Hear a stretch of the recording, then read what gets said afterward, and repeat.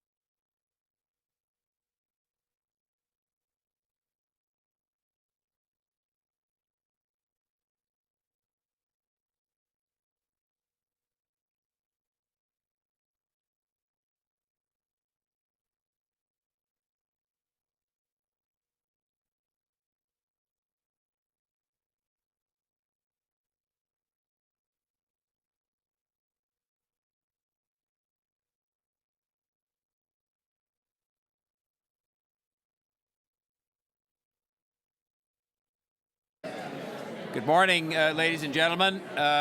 If I could ask Councillor Campbell. Councillor Campbell. It's on. Good morning. If I could have your attention, please. I want to welcome everybody to the 26th meeting of the Executive Committee and begin by acknowledging that we're meeting today on the traditional territory of the Mississaugas of the New Credit First Nation, the Haudenosaunee, the Huron-Wendat, and home to many diverse Indigenous peoples. To also indicate to people who are perhaps elsewhere than in this building that they can watch us on YouTube, or that you can if you leave this building, Toronto City Council Live, or follow the meeting on your computer, tablet, or smartphone at www.toronto.ca/council. I would like to ask, since it's the first public meeting that we've had of the council or the executive committee since a number of events have occurred, that if you're able, that you rise for a moment of silence, just to respect the memories and to send our thoughts and prayers to the people who have been affected by the Grenfell Tower fire in London, England, the people affected by the incident that took place outside a mosque in London yesterday, and our friends in Portugal and our friends in the Portuguese community here in Toronto, the Portuguese Canadian community who've been affected by wildfires.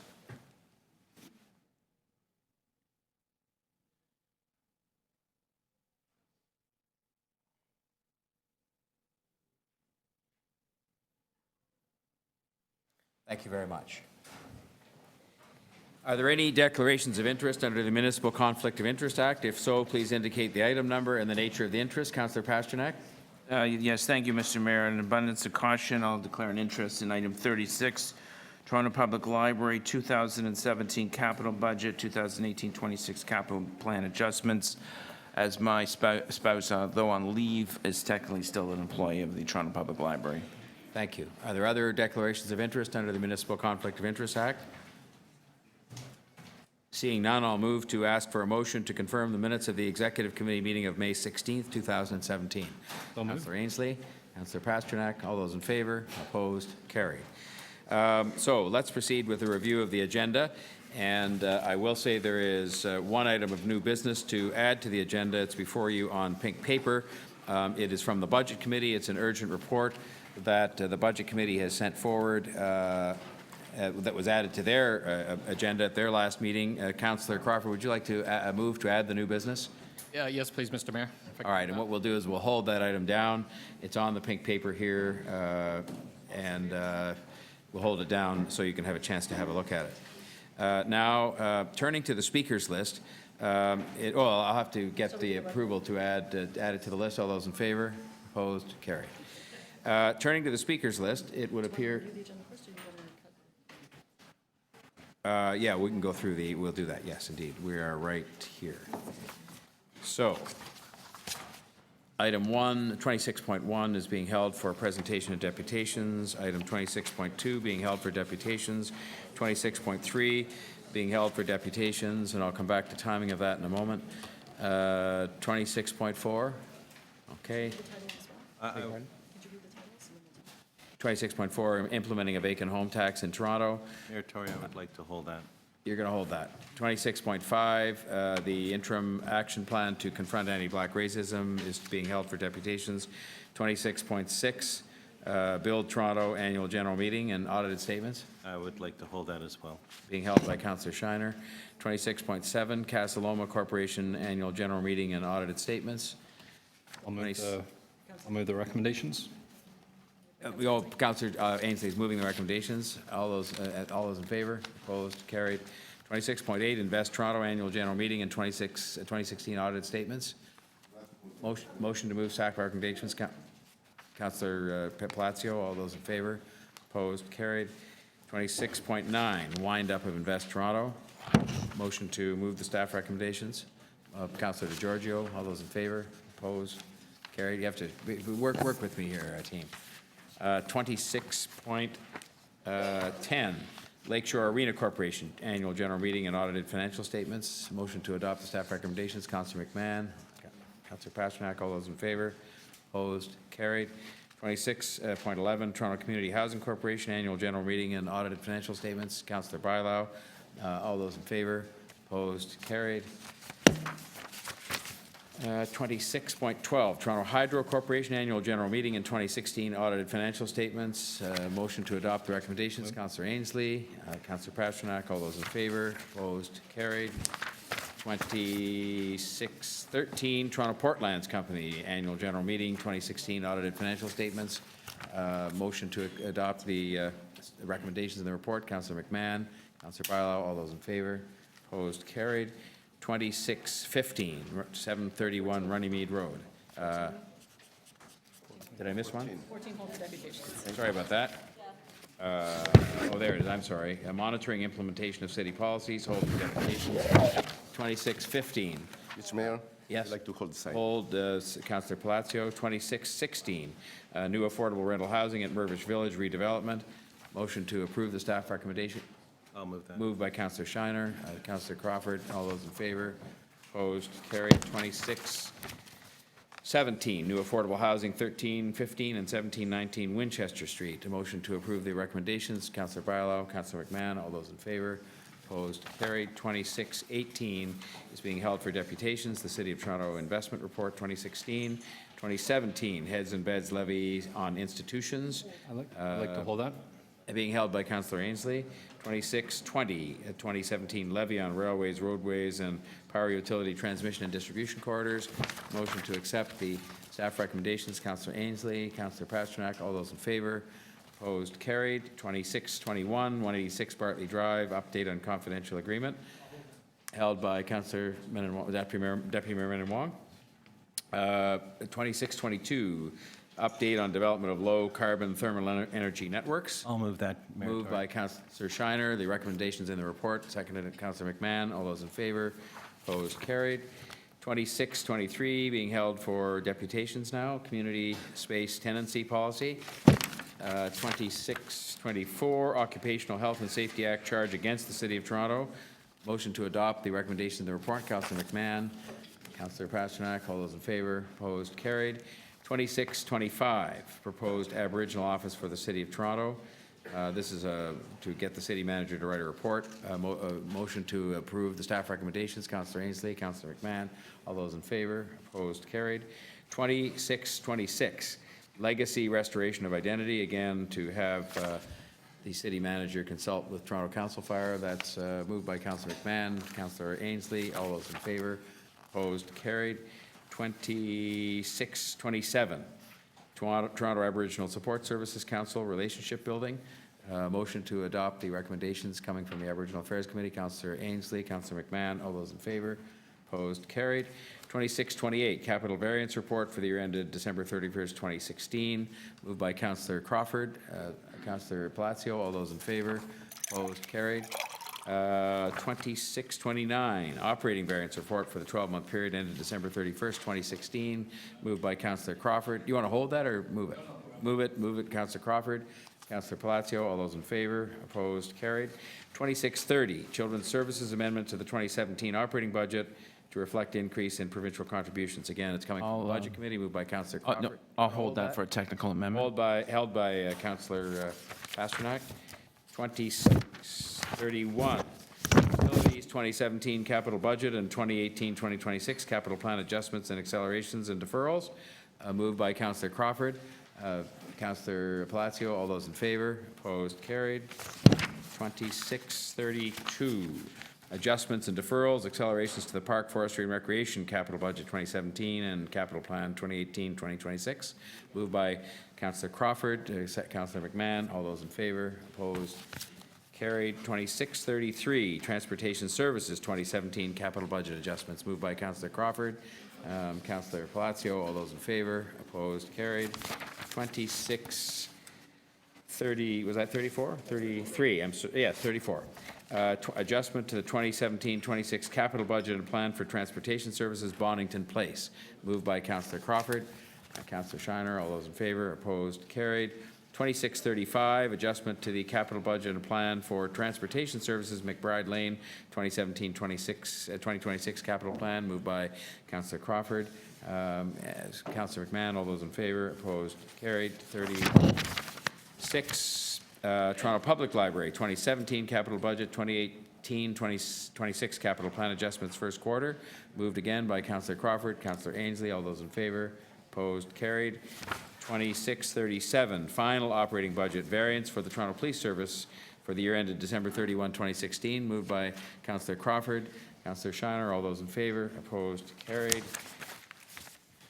38, long-term care homes, 2016 year-end capital budget adjustment. Moved by Councillor Crawford again, Councillor Barlow. All those in favor? Opposed? Carried. 2639, staff complement in legal services, temporary positions for expropriations work. I'll move that. Moved by Councillor Shiner, Councillor Crawford. All those in favor? Opposed? Carried. 2640, accessibility in shelters. This is a recommendation coming from the Accessibility Advisory Committee. Move to approve the recommendations. Councillor Ainsley, Councillor Pasternak, all those in favor, opposed, carried. 2641, disability issues related to policing in Toronto, adopting the recommendations of the Toronto Accessibility Advisory Committee. Motion to approve from Councillor Palacio, Councillor McMahon, all those in favor, opposed, carried. 2642, update to the Toronto Accessibility Advisory Committee on City of Toronto public appointments process. Motion to approve the staff recommendations coming from Councillor Ainsley, Councillor Bilo. All those in favor, opposed, carried. 2643, getting back to normal, keeping residents updated on multi-year infrastructure project is being held for deputations. Office of Neighborhoods, 26.44, in the City of Toronto being held for deputations. And 2645, licensing exemption for fraternities and sororities. You want to hold that, Yes. Councillor Palacio? Okay. And then we had the one item of new business, which we previously approved adding. That's becomes 2646, I guess. And that's coming from the Budget Committee and pink paper here. Now, it was suggested that I might just ask on a couple of these matters that were people said, are there any that you held that are really short because we just disposed of them, or? So Mayor Tory, first Yes. of all, I did have some questions on 2612 Toronto Hydro. Would it be possible to reopen that so I could hold that? Much as I regret to do so on the interest of time, Councillor Shiner, I respect that. Oh, we don't know how long it'll be yet, and maybe I can handle it offline or just have some comments. So on could I have a motion to reopen item 2612? All those in favor? Opposed? Carried. And we will now hold that down for Thank you. And Councillor then Shiner. for quick items, 26.6, Build Toronto. I know that the president and CEO is here. We're trying to avoid a presentation. If we could deal with that, and I have some brief questions I could ask him, which would give us a short. I think if the committee is disposed to deal with a couple of these items quickly, we'll do that, and then we'll deal with speakers and lists and timing, but we can just dispense with a few of these items quickly, and so if you want to do that, that's fine, we can move to that. So I can deal with that. Are And there, yes, so now that we're on the item, are there any questions on the Build annual report from councillors outside of the Executive Committee? Seeing none, it's 26.6. All right, then we can move to questions of staff by I have questions of the president and CEO who was here somewhere. Mr. Brick. If you're in the room, we can't see. There he is. He's in the standing room tall, only. so- By the way, I should say there is extra space in committee room 2, and we'll come back to this because we're going to talk about the timing of some of these items, and people can be part of the proceedings but also do their work and not necessarily be uncomfortable in here standing up. Okay, Councillor Shiner, go ahead. So, Mr. Brick, we dispensed with a presentation this year in the absence of having a lot of time, but we're moving now from the current model to a new model. But during the early years of Build Toronto, can you tell me what dividends were paid to the city? And then you came on, I think, in 2014, and what dividends have been paid over the last 4 years?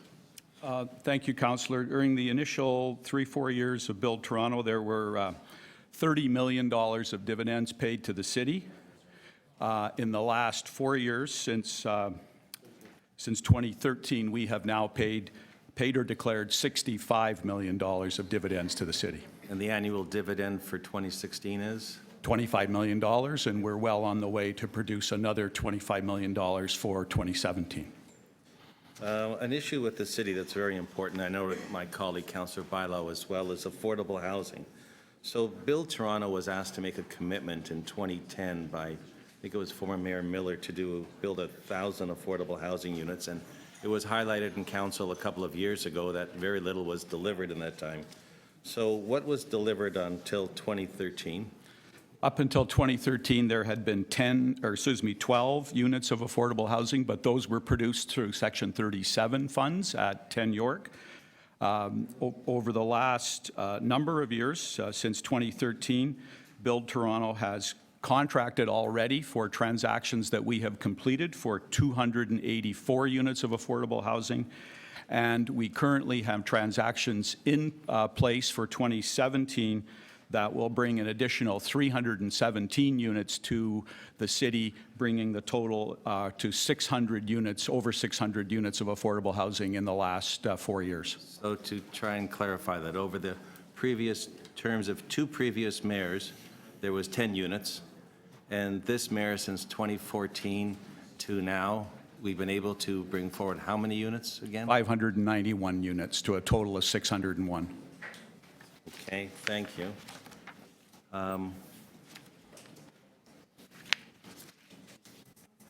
City building.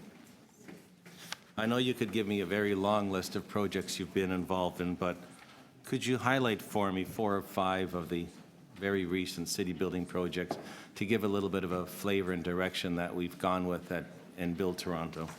Well, keeping on the line of our principal cause, which is real estate development to produce economic and city building benefits to the city, I think the one that we all point to is the 505 Richmond, which was completed in 2015, but actually received council approval for zoning in actually less than 9 months. That will have 300 units of condominium, 15 affordable housing units, which were produced by Artscape, who I believe is here today, and a 54,000 square foot YMCA in the city, the area of the city that's most deficient in public facilities, and that was funded through Section 37 and through the YMCA borrowing. So I think, and that's the preservation of a heritage building and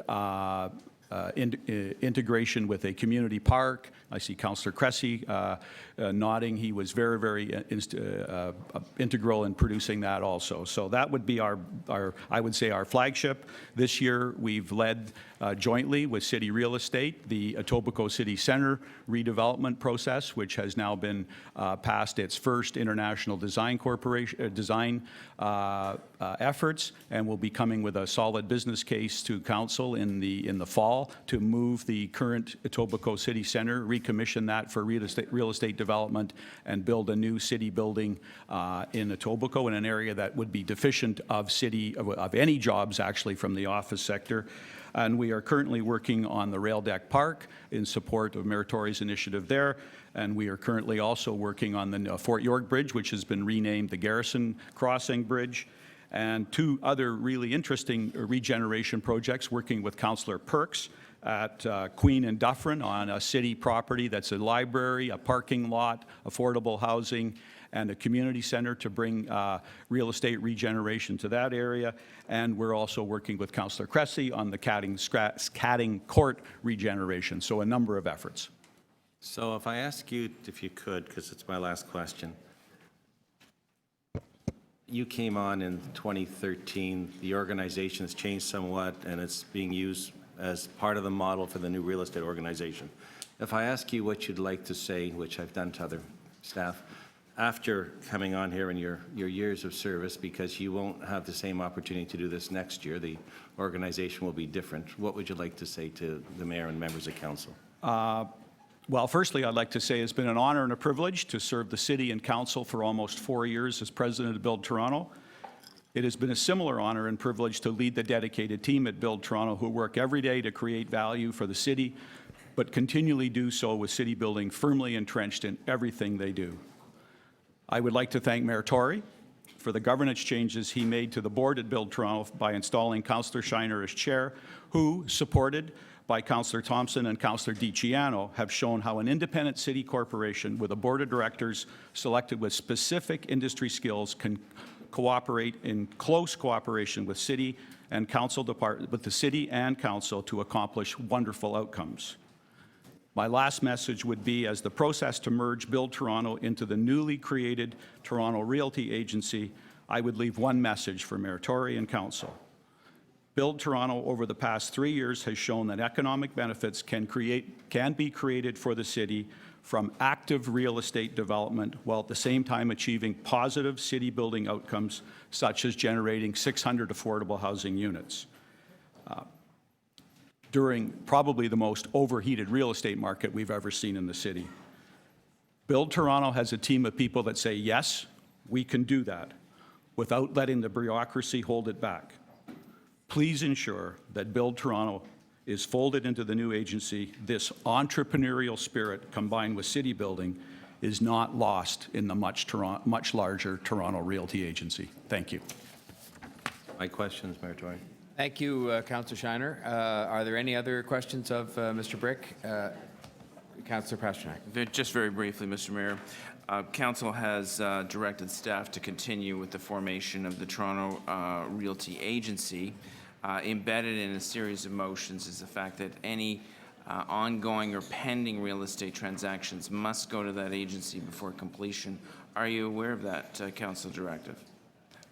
There are a number of transactions that are underway that have been approved by the Build Board and our approval. Those will continue. The new board will obviously take control and review those transactions as they go through, yes.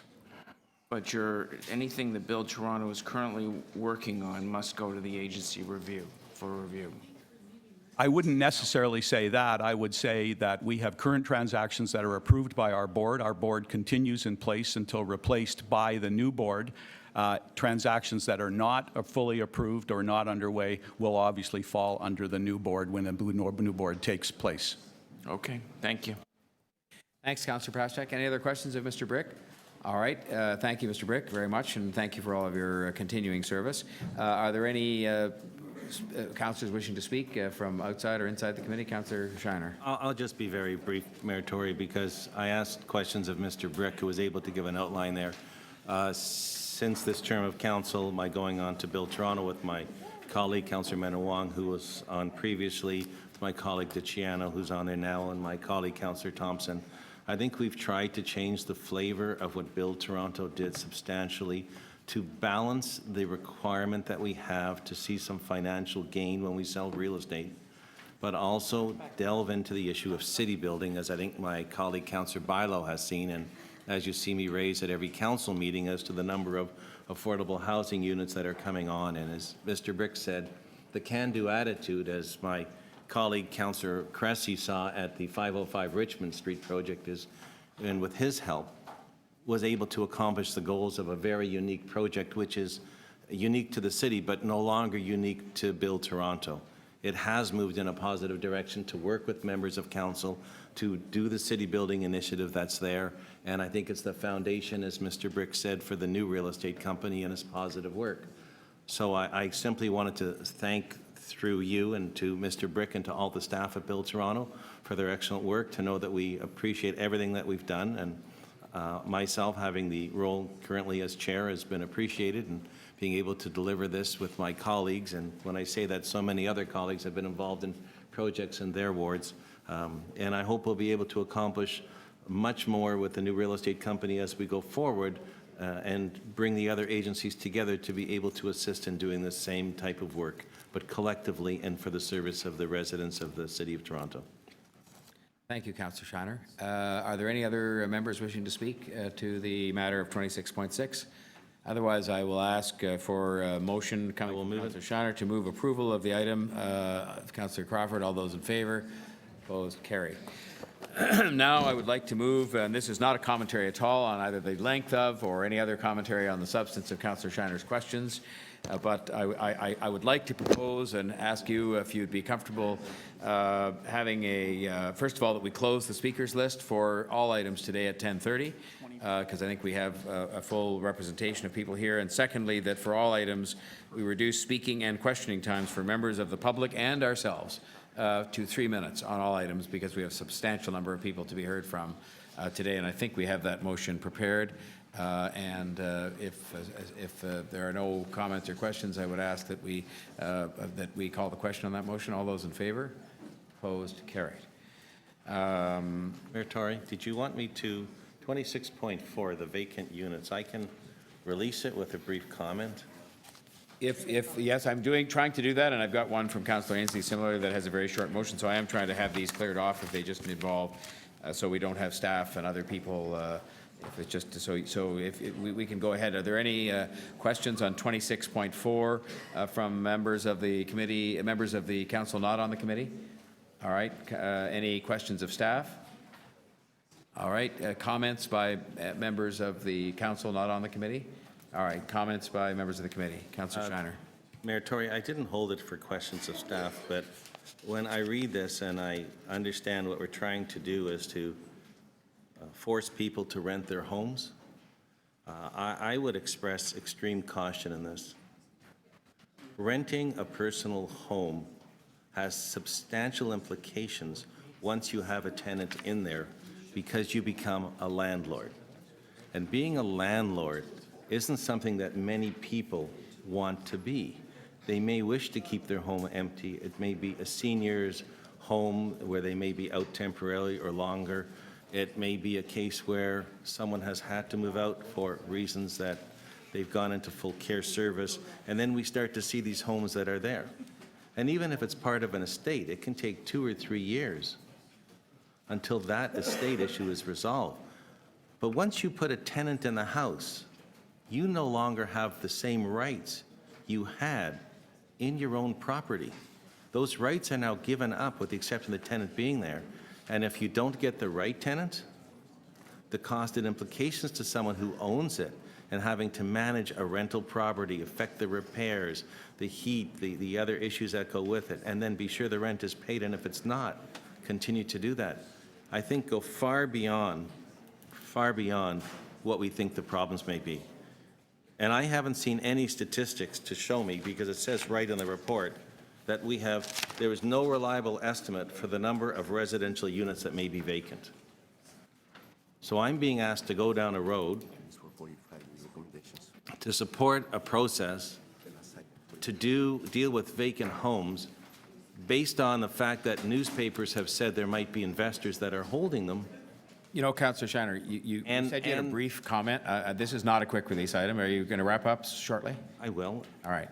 but Please it's do a that. very serious, and I can't support that without having information in front of me at all. And I don't think we're going down the right road with this. So I just ask when we have a proper vote on this, a recorded vote, because I would like to vote against it.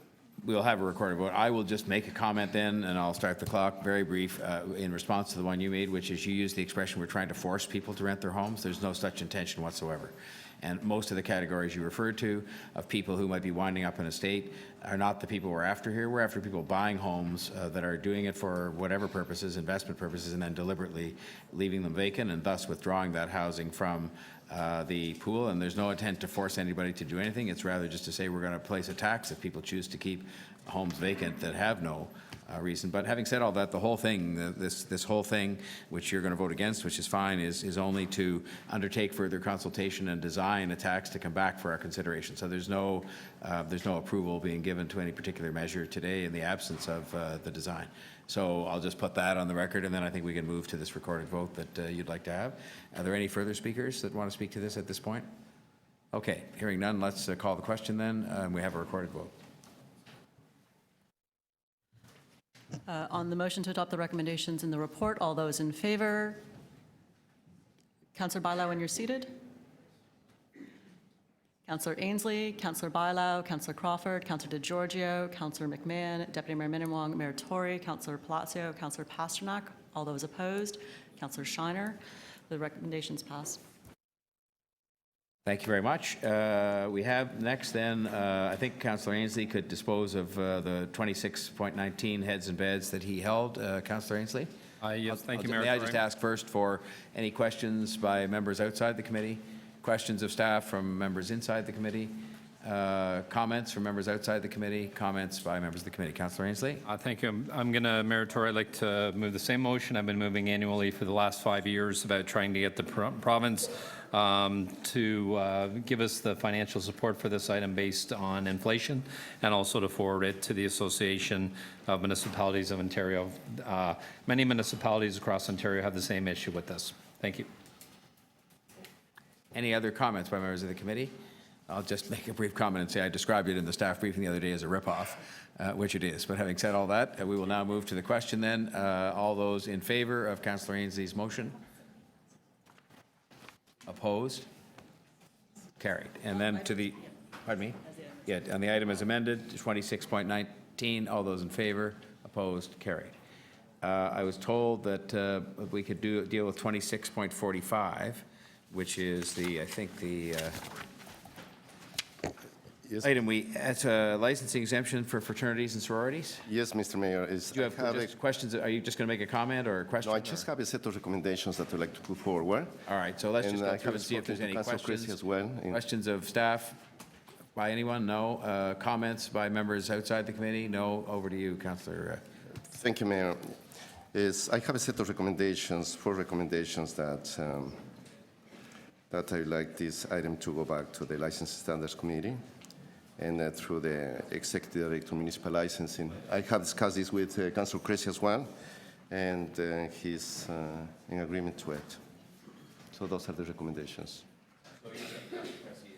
Yeah. All right. Are there any members wishing to speak to the motion put on the floor by Councillor Plaza to amend and add to 2645 in terms of the report that's being asked for here? All right. Otherwise, are we ready to call the question then? All those in favor of the amendment moved by Councillor Palacio? Opposed? Carried. On the item as amended, 2645, all those in favor? Opposed? Carried. Thank you. Any other items that people wish? Councillor Crawford. Thank you, Mr. Chair. I can move my budget item on the pink paper. Even though it's a new item that came here, it was also a new item at budget, and we did have a discussion with it and pass it. So I can move that if everyone's fine. All right. Are there any questions of staff on item 20, what became 2640, what is it, 46? Questions of staff? Any comments beyond Councillor Crawford's moving of the item? All right. I'm ready to call the question then. All those in favor of 2646, the pink paper budget item? All those in favor? Opposed? Carried. Thank you. Okay. So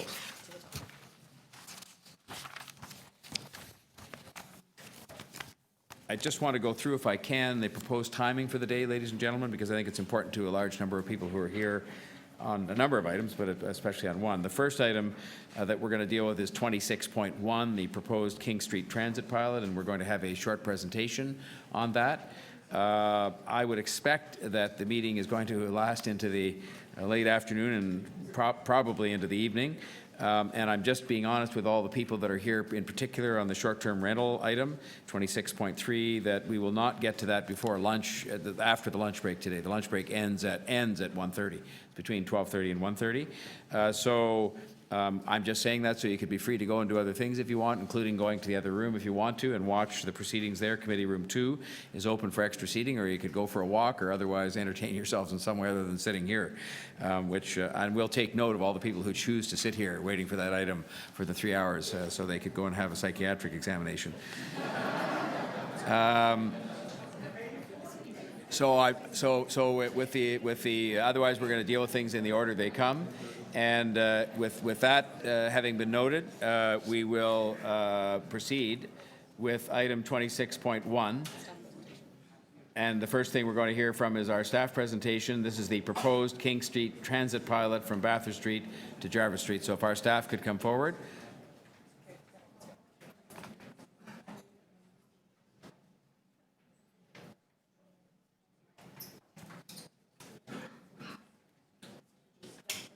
So for those who haven't been here before, we'll have this staff presentation. I would propose then what we'll do is we'll have questions on that at that time. I think it makes sense, and then we'll do the deputations right after.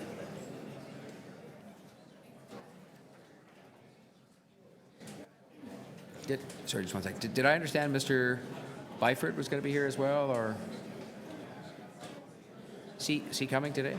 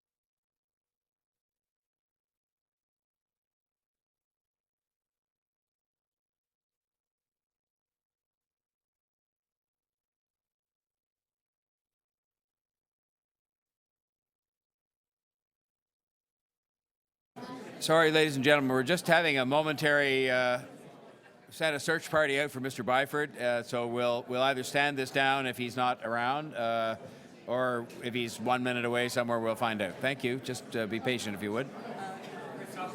Oh, Chris. All right, Mr. Upfold is here from the TTC, so we'll have him stand in, and he's been very engaged in this. Ladies and gentlemen. All right, ladies and gentlemen, please.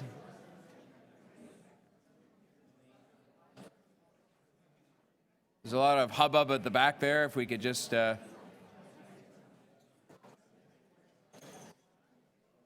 right.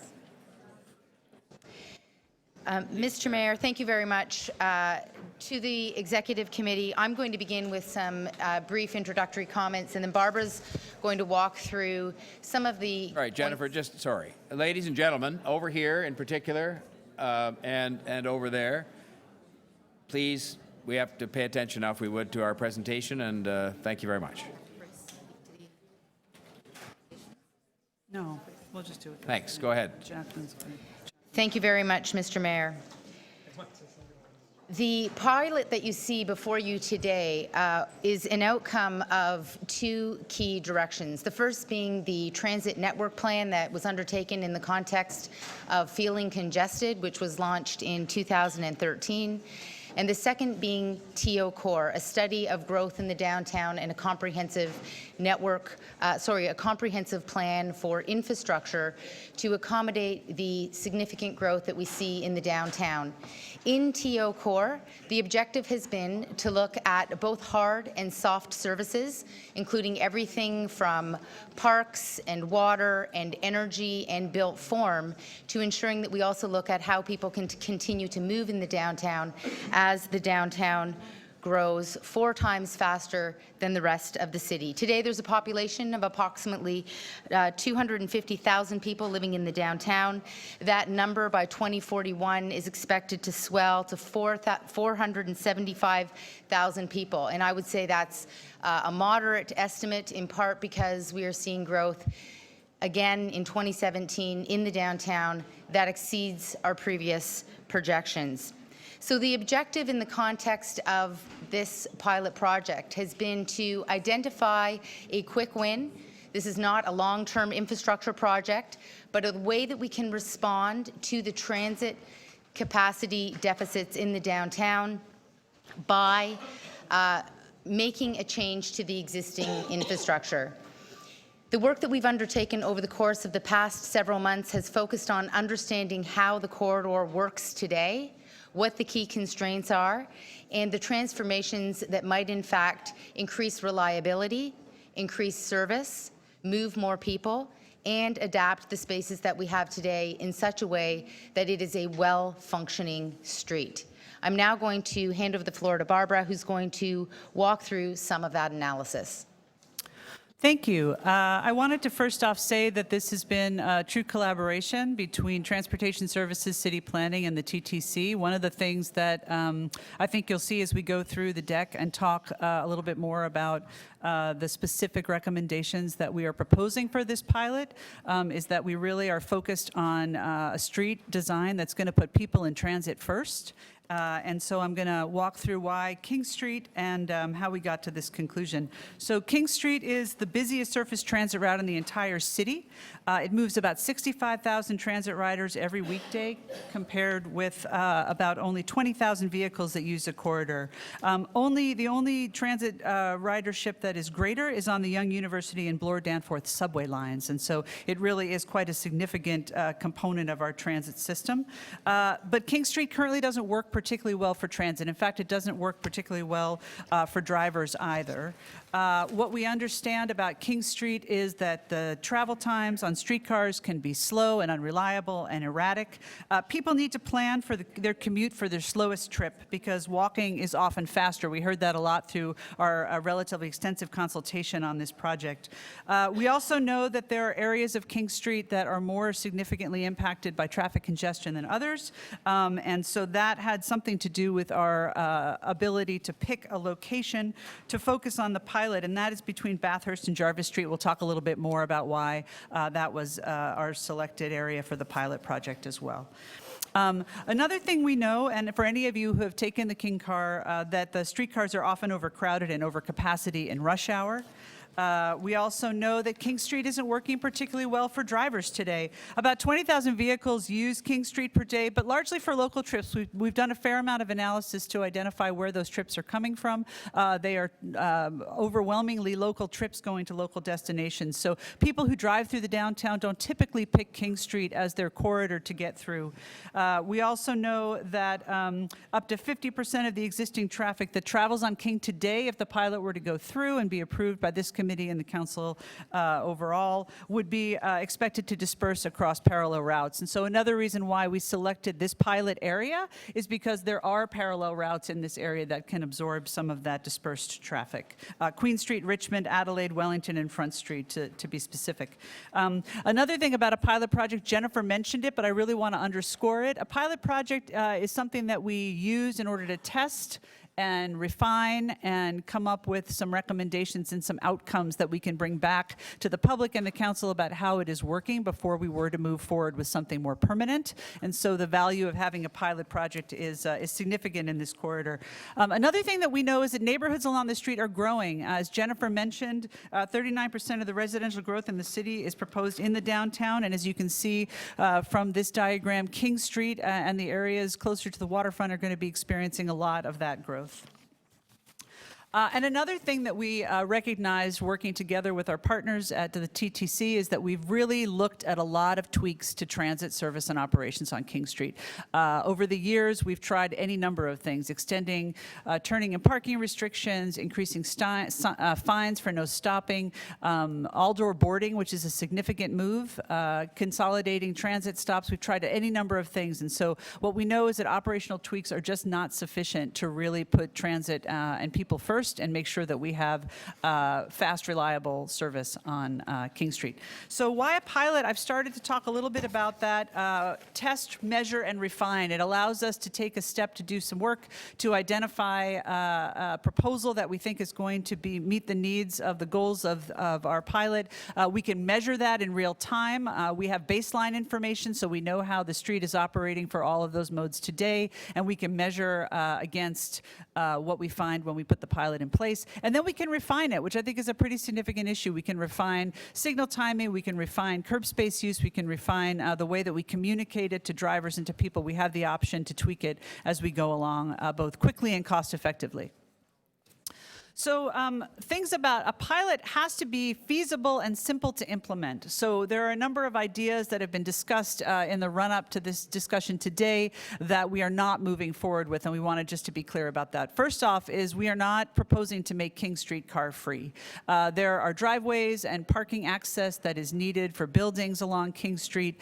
We want to make sure that load zones are able to be accommodated. We want to make sure that taxi stands are able to be accommodated, and so there are plenty of reasons why having vehicle access on King Street makes sense.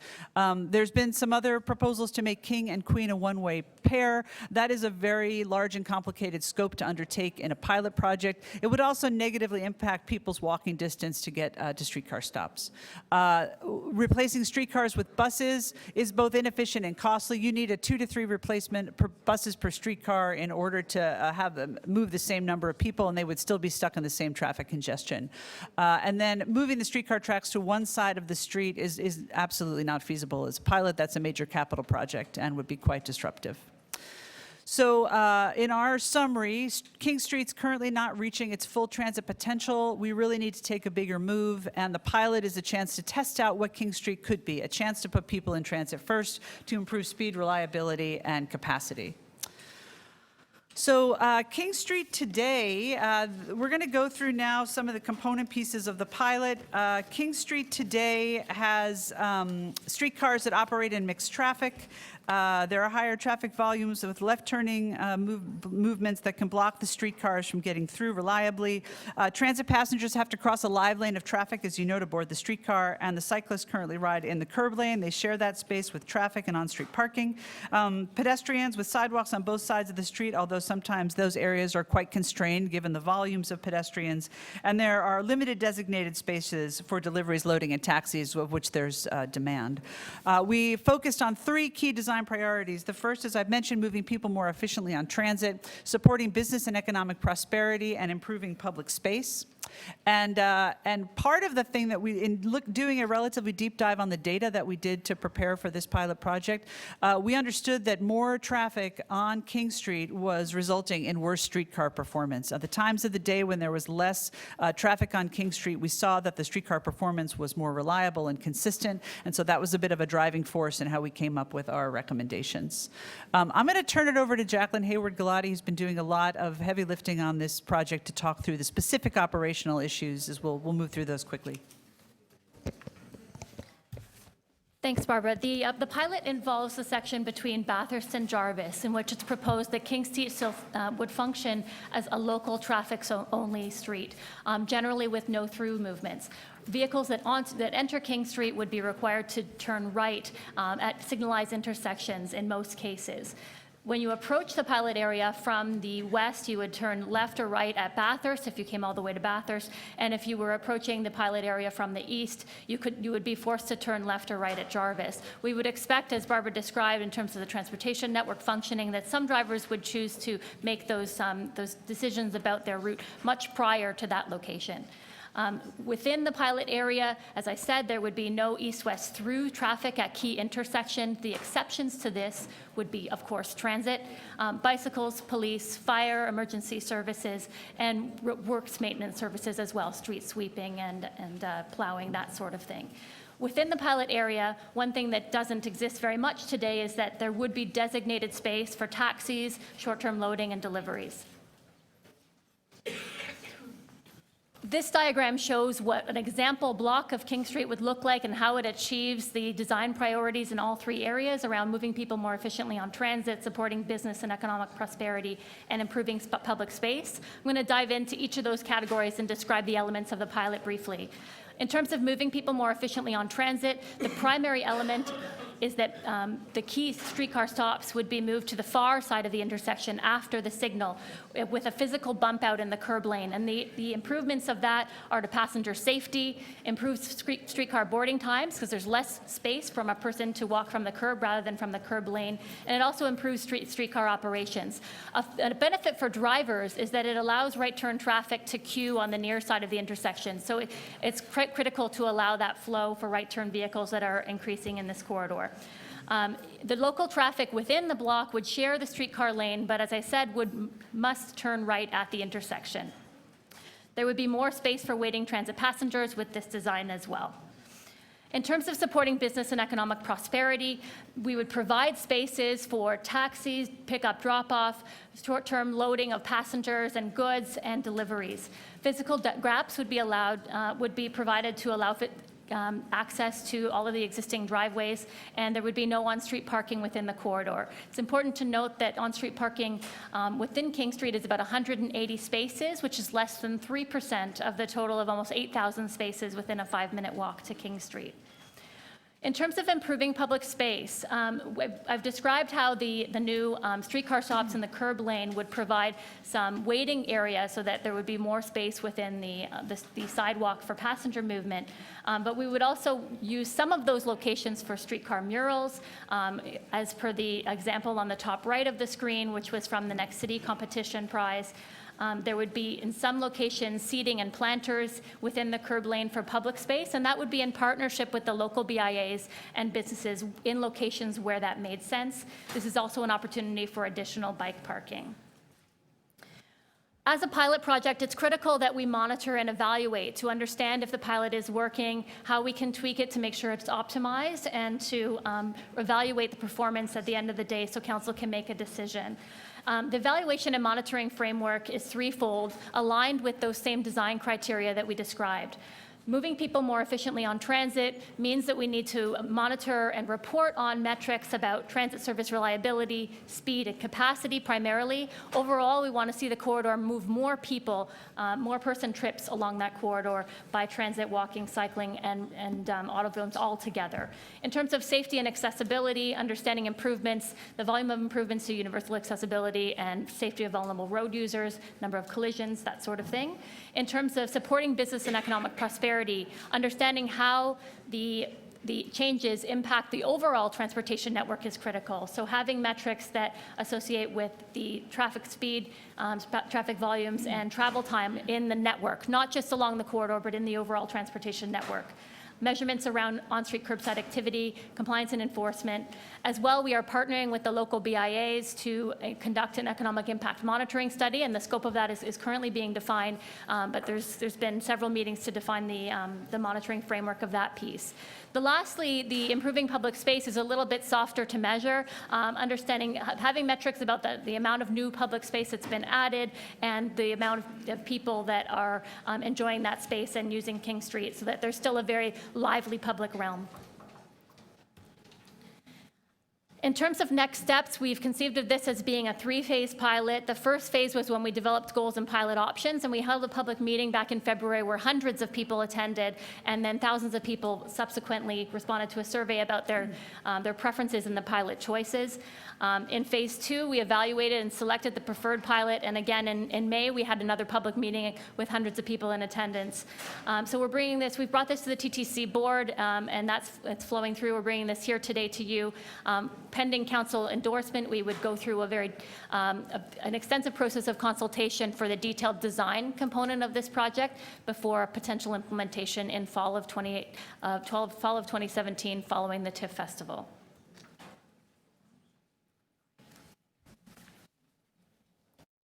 So I think I'm going to change field a little bit here, and instead of having questions on this now, we will hear the deputations, and then we can have one round of questions on your presentation and the comments made, and I think it'll lead to better questions too from us having heard the public. So I thank you very much for that presentation. And on that note, we would move to the speakers list, and the first speaker was, I'm told, Nithya Vijayakumar. Is that Mr. or Ms. Kumar? Vijay Kumar here, because I was told they were on their way. Okay, well, we'll move to the second deputant then listed on the list here, Sam Moini, President, Toronto Fleet Operators Association.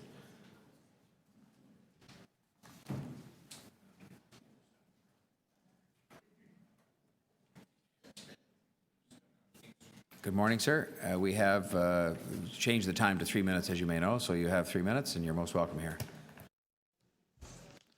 Thank you, Mr. Mayor, and thank you, City Councilors, for having me here today.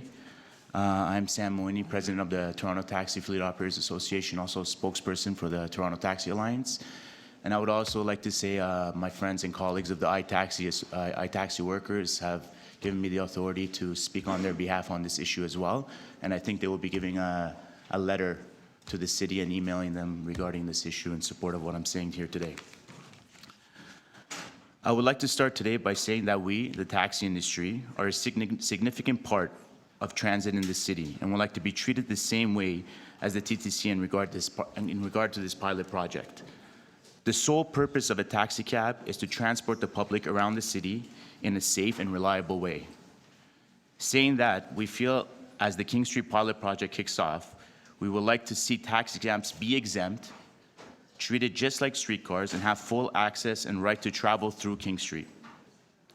Taxi cabs are marked vehicles, majority of them painted the same colors with roof lights and door numbers, which will allow enforcement to easily differentiate them from normal private cars. The public need reliable transportation on King Street, and taxi cabs will be their best options and to work alongside with the TTC. The taxi industry has seen significant hardships the past few years, and see this pilot project, which restricts them from having through access of King Street, significantly tarnish our industry. In a time where efficient and most convenient services are sought by passengers and consumers, not having through access of King Street will significantly affect the one advantage our that our taxi industry still has left: flagging. Flagging is an integral part of our taxi industry, and King Street is one of the most heavily relied upon streets for flagging to our industry. People want to be able to get out of their office buildings or condos and flag the first cab they see, not go to the side and make an extra effort to receive in a taxi cab. Only way to maintain this is to have full access to King Street.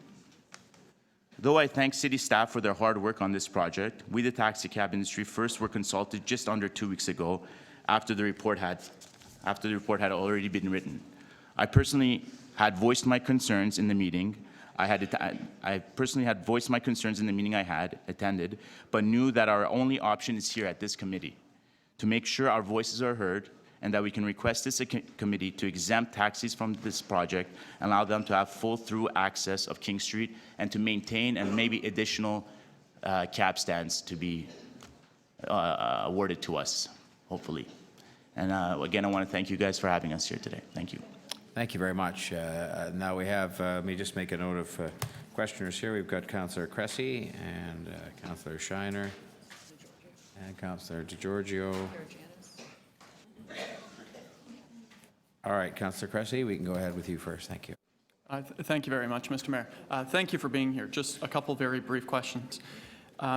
Did you or any other representatives from the taxi companies you're speaking on behalf of attend the public meetings that were organized? We were requested to come to a stakeholders meeting about 2 weeks ago. I was personally, and I think they may have had another one, but not the public ones, no. So, but I'm just, when you said that you were only consulted 2 weeks ago, public meetings were held. Right. Did representatives of the taxi companies I wasn't attend? aware of the public meetings myself personally because of my own business that I'm running, but we usually, in these kind of big projects, we're usually consulted with. The taxi industry is usually called upon to give their input as we are a huge part of the transit industry. I understand. I'm just, there were public meetings held, Yes, I understand. of which, and I just wanted to ask whether members of the taxi companies intended and gave input into the public meetings, both when we were designing the pilot options and refining the final pilot design. Well, I can speak for my the people that I represent. No, we did not attend those meetings. Thank you. So, and I just want to make sure I understand what you're requesting. So the proposed approach here is to allow streetcars to carry all the way through. Cars are allowed to have access, but they have to turn right on each block. That's a transit-first approach. Your recommendation would be a transit and taxi-first approach, whereby cars with taxis could also carry through like streetcars. Is that correct? Yes. So a transit and taxi-first approach, not a transit-first approach. Well, we feel taxis are transit. So a public transit and taxi-first approach as opposed to a public transit-first approach. Yes, sir. Thank you very much. Thanks, Councillor Cressy. Councillor Karagianis. Thank you. There's hundreds of studies that take on place in this at City Hall almost every day. Does your industry have the capability of monitoring all of them? It's nearly impossible. We have a business to run ourselves, so sometimes even our taxi drivers and fleet operators, I have to take time out of my day to come and make sure we're represented here, and we usually get called for our input because we are an integral part of the transit in the city. So you were advised 2 weeks ago? That was the first meeting we had on this issue. Was that ample opportunity in order for the industry to look at it and to speak about it and to sort of study the proposal? Well, I give them credit. They gave a good briefing to us in that meeting, but I voiced my concerns in that meeting, and I wanted to make sure that they understood that taxis are a part of transit and we need access to that street, no matter if you want to allow cars or not. That's a debate for council to have, but taxis need that street because taxis are based on flagging these days. That's the most integral part of their business now, and they'll lose that if they're not allowed to have access to the street.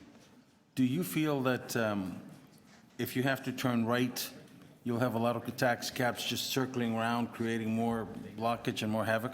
I don't see how it will work for taxis. I think it'll just cause a lot of havoc. They'll pour onto other streets and it'll create more congestion. I think if you have taxis' sole purpose, as I said, is for public transportation. It's to transport the public around. They're not there for private use. They're there to transport the public. And if TTCs are doing the same, streetcars are doing the same thing, why shouldn't taxis have the same access as them? You also provide a service to Wheel-Trans. Would I be incorrect? Yes, we do. So Wheel-Trans vehicles that are TTC vehicles, they will have the access to go straight through? Well, if it's passed as is, we won't have access to the... No, I'm talking about Wheel-Trans. Wheel-Trans TTC vehicles. That have taxi licenses on them? No, that have Wheel-Trans, the... the big buses you're talking about? Yeah, I'm assuming they have. I'm not sure if I think they'll have access. So since you're performing the same service as Wheel-Trans and you're hired by Wheel-Trans, I guess you should be able to go through also, wouldn't you? Absolutely. I know many of our taxi companies have contracts with the TTC, and they provide wheel-trans service not only to wheelchair vehicles, but also sedans too. Did you have ample opportunity to speak to all the stakeholders within the industry in that 2-week period, or? I tried my best to speak to as many people as I can, and that's why I mentioned that the iTaxi workers, they couldn't be here today, but we spoke in depth with each other in the last couple of days, and they support what I'm saying, and they gave me the authority to come and speak. Would you be surprised if I? That was actually your last question. Thank you, Councillor Karygiannis. Councillor Mihevc is next. Yes,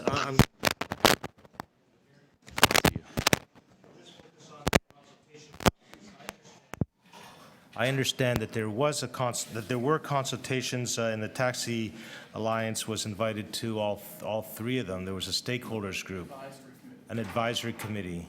Were you aware? The first meeting that I was invited to was the one that was 2 weeks ago. Okay. Yes. Okay, well, maybe we'll get staff to clarify that at a later date, but my understanding is that there was one, part of the stakeholders group, and that they had met 3 times in the last year. Well, if they had invited us, I had no idea of it because I'd never got an email or a phone call from them, so. Okay, but you might not be aware of that. Well, I've been a part of many consultations in this beautiful place, that's City Hall, and they've always requested me, and they have my email, my phone number. I've been contacted several times regarding the taxi cabs and other issues such as tolling, and we've attended those meetings when we were asked upon, so. Okay, great. Okay, thank you. We'll clarify that with staff. Thank you. Thanks. Thank you, Councillor Mihevc. Any other members who are not members of the Executive Committee wishing to ask questions of this deputant? All right, we then move to members of the committee. Councillor Shiner. So, Sam, I'm just going to go back to the same issue. Now, you are representing who? The drivers? Well, the iTaxi workers, I represent the fleet operators. I'm president of them and also the spokesperson for the Toronto Taxi Alliance. So I represent the taxi industry as a whole. And the drivers, some of the driver unions, you can call them, such as the iTaxi workers. We've spoken in depth with each other. Can I ask my questions and you can do it after? We've spoken in depth, and we're all in agreement to this issue. There has been. Taxi drivers as well, yes. Okay, so there has been some consultation with persons in the taxi industry. Do you know? Within each other, within ourselves. Can I finish my question? Sure, go ahead. Same thing I said to my colleagues. There has been some consultation between city staff and the industry. Are you aware of who's been consulted? As far as I know, they haven't been consulted. Okay, so you're not aware of any? I can't speak for them on those issues. I'm not. Okay, fine. I'm not badgering you. Your issue is one where you don't think that flagging is going to work properly when you're going on a block-by-block basis. Is that the issue? Absolutely. That's one of the issues. Do you think that now, so how many taxi drivers would be working in that core or on King Street a day? Well, I'm trying to look at the number of vehicles compared to the 20,000 that are there. Well, there's about 5,500 taxis. They work all around the city. Of course, not all of the taxis will be working on King Street, obviously, but I'm sure in peak times, such as, especially Thursday, Friday, Saturday nights, it's heavily relied upon, the taxi industry, to move, especially in the entertainment district, to move the public around. They have heavily requested. So is it more in the off-peak hours? Would it be something where if there was a trial that you were allowed to have the taxis go along the corridor straight in the off-rush hours, that would still solve most of your problem? I don't think so, because I think in the rush hour, flagging is a significant part of our business on King Street. How many cars would there be? Because this is an issue of not having.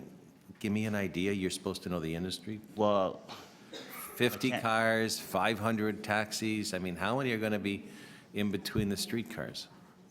I'm sure there, as I see it right now, I can't give you the exact number. I don't have that exact number, but I know it's significantly used on all times of the day. You can't help me, I can't help you. So is it 50 cars, 250 taxis? What time are you asking? Like on rush hour? On rush hour? I got 15 seconds left to hear your answer. I would say about maybe 15 to 20% of the taxis in the city, maybe. How many cars? Maybe 1,500, maybe. Talking 1,000 taxis on King Street? No, like 5, I don't think it's 1,000. 1,000 is a very high number. That Probably like was your last 500. I can't give you the answer, Councillor, exact number. It's very hard for me to get that number. Thanks, Councillor Shiner. Councillor DeGiorgio. On the heels of that last question, one of my questions was to actually look at how many taxis are we actually requesting be exempted, number one, and that's a number that we can't arrive at. You don't have an estimate. Staff doesn't seem to have an estimate. So until we get that number that we're really looking to accommodate, that's one question. Second question is, perhaps you can answer. There are supposed to be designated cab stands in each block, I assume. So I'm not sure how many cab stands will be available in each block, but I suspect cabs will want to line up at those cab stands. Would that be reasonable? If there's we have always asked for more cab stands in the city. There's a lot of cabs sitting vacant, especially in these times. But if there's cab stands, I'm sure cabs will be sitting there waiting. Well, will there be enough spaces for cabs to sit there? Doubtful. I doubt that. Are the number of cab stands available on King Street being increased through this pilot?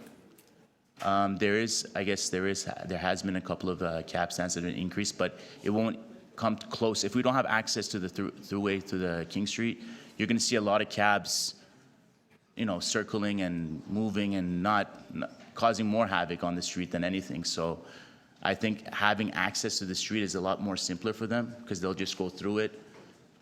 They'll probably catch one flag and they'll get off the street and they'll keep working. But if they don't have access to the full street, then you're going to see them just circling, and going on other streets and doing the same thing, which will cause traffic on the other streets. Okay, my last question is that you indicated that in fact cabs are easily identified as distinct from Uber cabs. Is that reasonable? Well, I think one of the concerns everybody had was when I spoke was that we're not. People might get confused using the street, people who are using their private cars. Will misunderstand that they can go through the King Street as well. But obviously, if you can make it clear that taxi cabs and transit are the only ones, and taxi cabs are majority of them are colored the same color. They have door numbers, roof lights, licenses on the back, which can easily be distinguished from normal private cars. Okay, thank you. Thank you, Councillor. Thank you, Councillor DeGiorgio. I had no other questioners of this. Councillor Palacio. Thank you, Mr. Mayor. Sam, good to have you here. Thank you for coming. It's a long time. Thank you, Councillor. We haven't talked. So the recommendations that to have block by block and tax be allowed along King Street, it won't work for the industry, and what you're looking is for east and west accessibility all throughout. Is that what you're asking for? We're asking for a complete through, exactly, Councillor. Are you asking for the industry to be exempted and to be allowed access to King Street? That's what, in essence, what you're asking. Yes, Councillor, that's exactly what we're asking for. Now, within the presentation from city staff, they're recommending that the taxi pickups and for deliveries be allowed along King Street. Is that sufficient for you? If not, why not? Well, we need, the majority of the main reason I'm here is because we're going to be treated exactly as every other car in this pilot project. It's not going to be any different from my mom driving her car downtown and having the same access that taxis have. Our issue is that we're a part of transit, and especially now, since in the last few years, there's been significant hardships, and one of the advantages, as I said in my speech here, is that flagging is one of the most integral parts of our industry.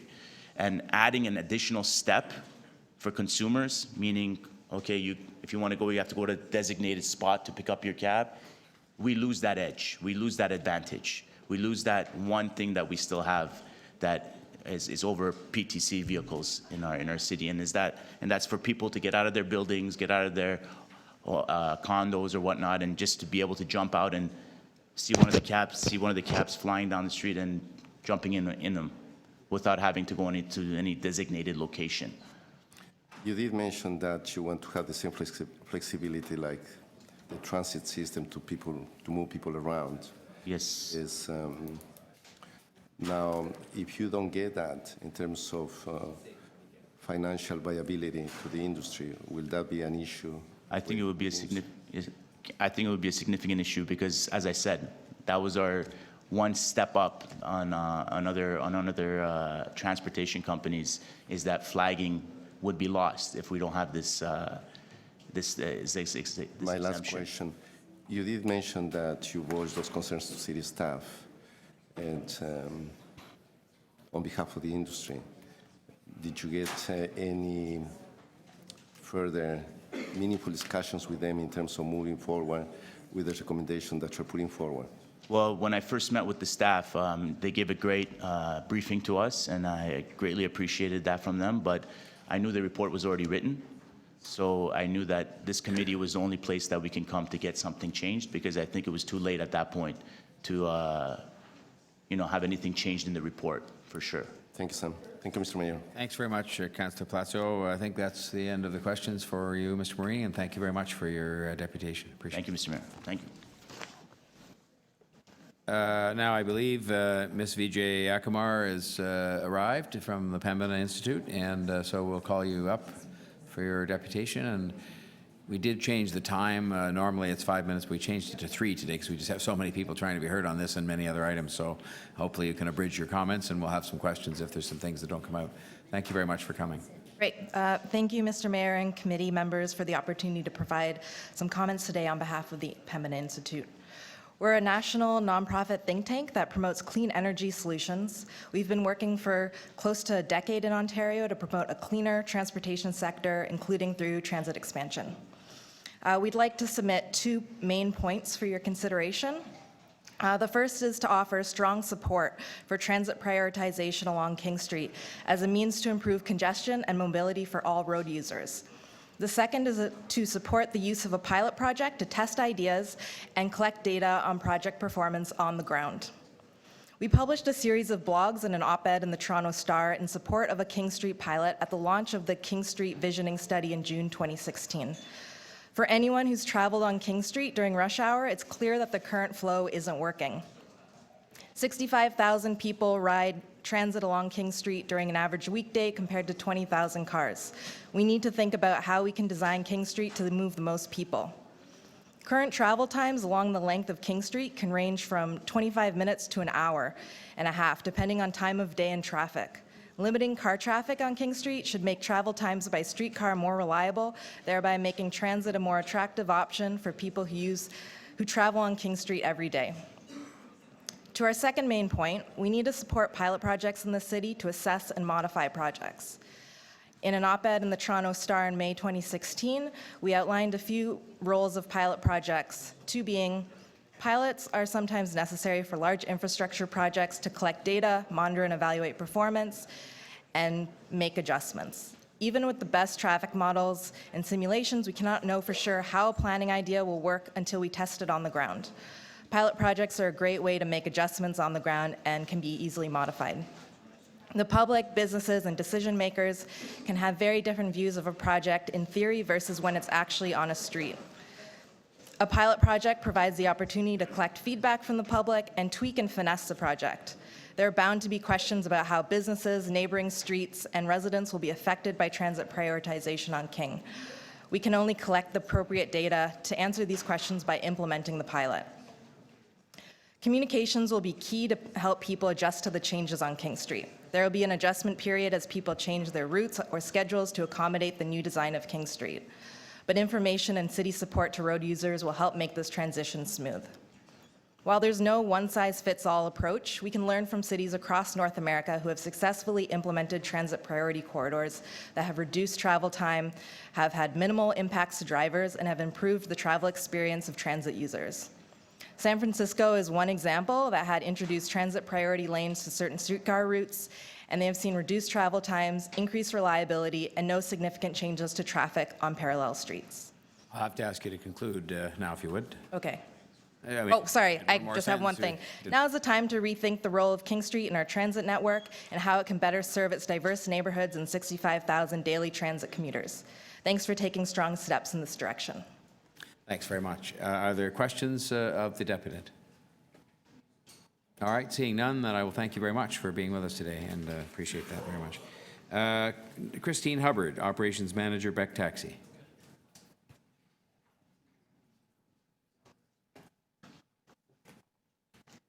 Morning, Ms. Hubbard. Good morning. Thanks so much for letting me speak. I know that Sam was here and probably has given you quite a bit of information about the taxis, but I do think we do come from a little bit, maybe more detail, more data as far as traffic flow and how taxis move in and around our city. I think I did send a letter to all of you, and I'm hoping that you may have got a chance to read it. I know it was quite late. But I do think we can't look at this just as a King Street issue. I think very much like other options when it comes to traffic flow changes, we have to look at how it's going to affect everyone in neighboring streets all around the area. And I think, you know, based on the numbers we're hearing, King Street has become a huge throughway, but also it is our new entertainment district. So I think it's important for us to keep that in mind.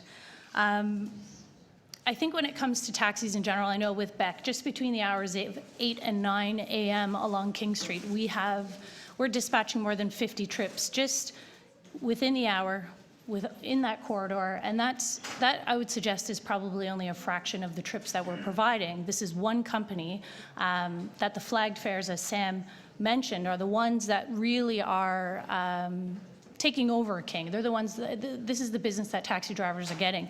And I think if every taxi that enters King Street is forced to turn right at every block, I think we're going to see those cars circling. And I know that every time one of them enters King Street, they're going to be crossing a bike lane.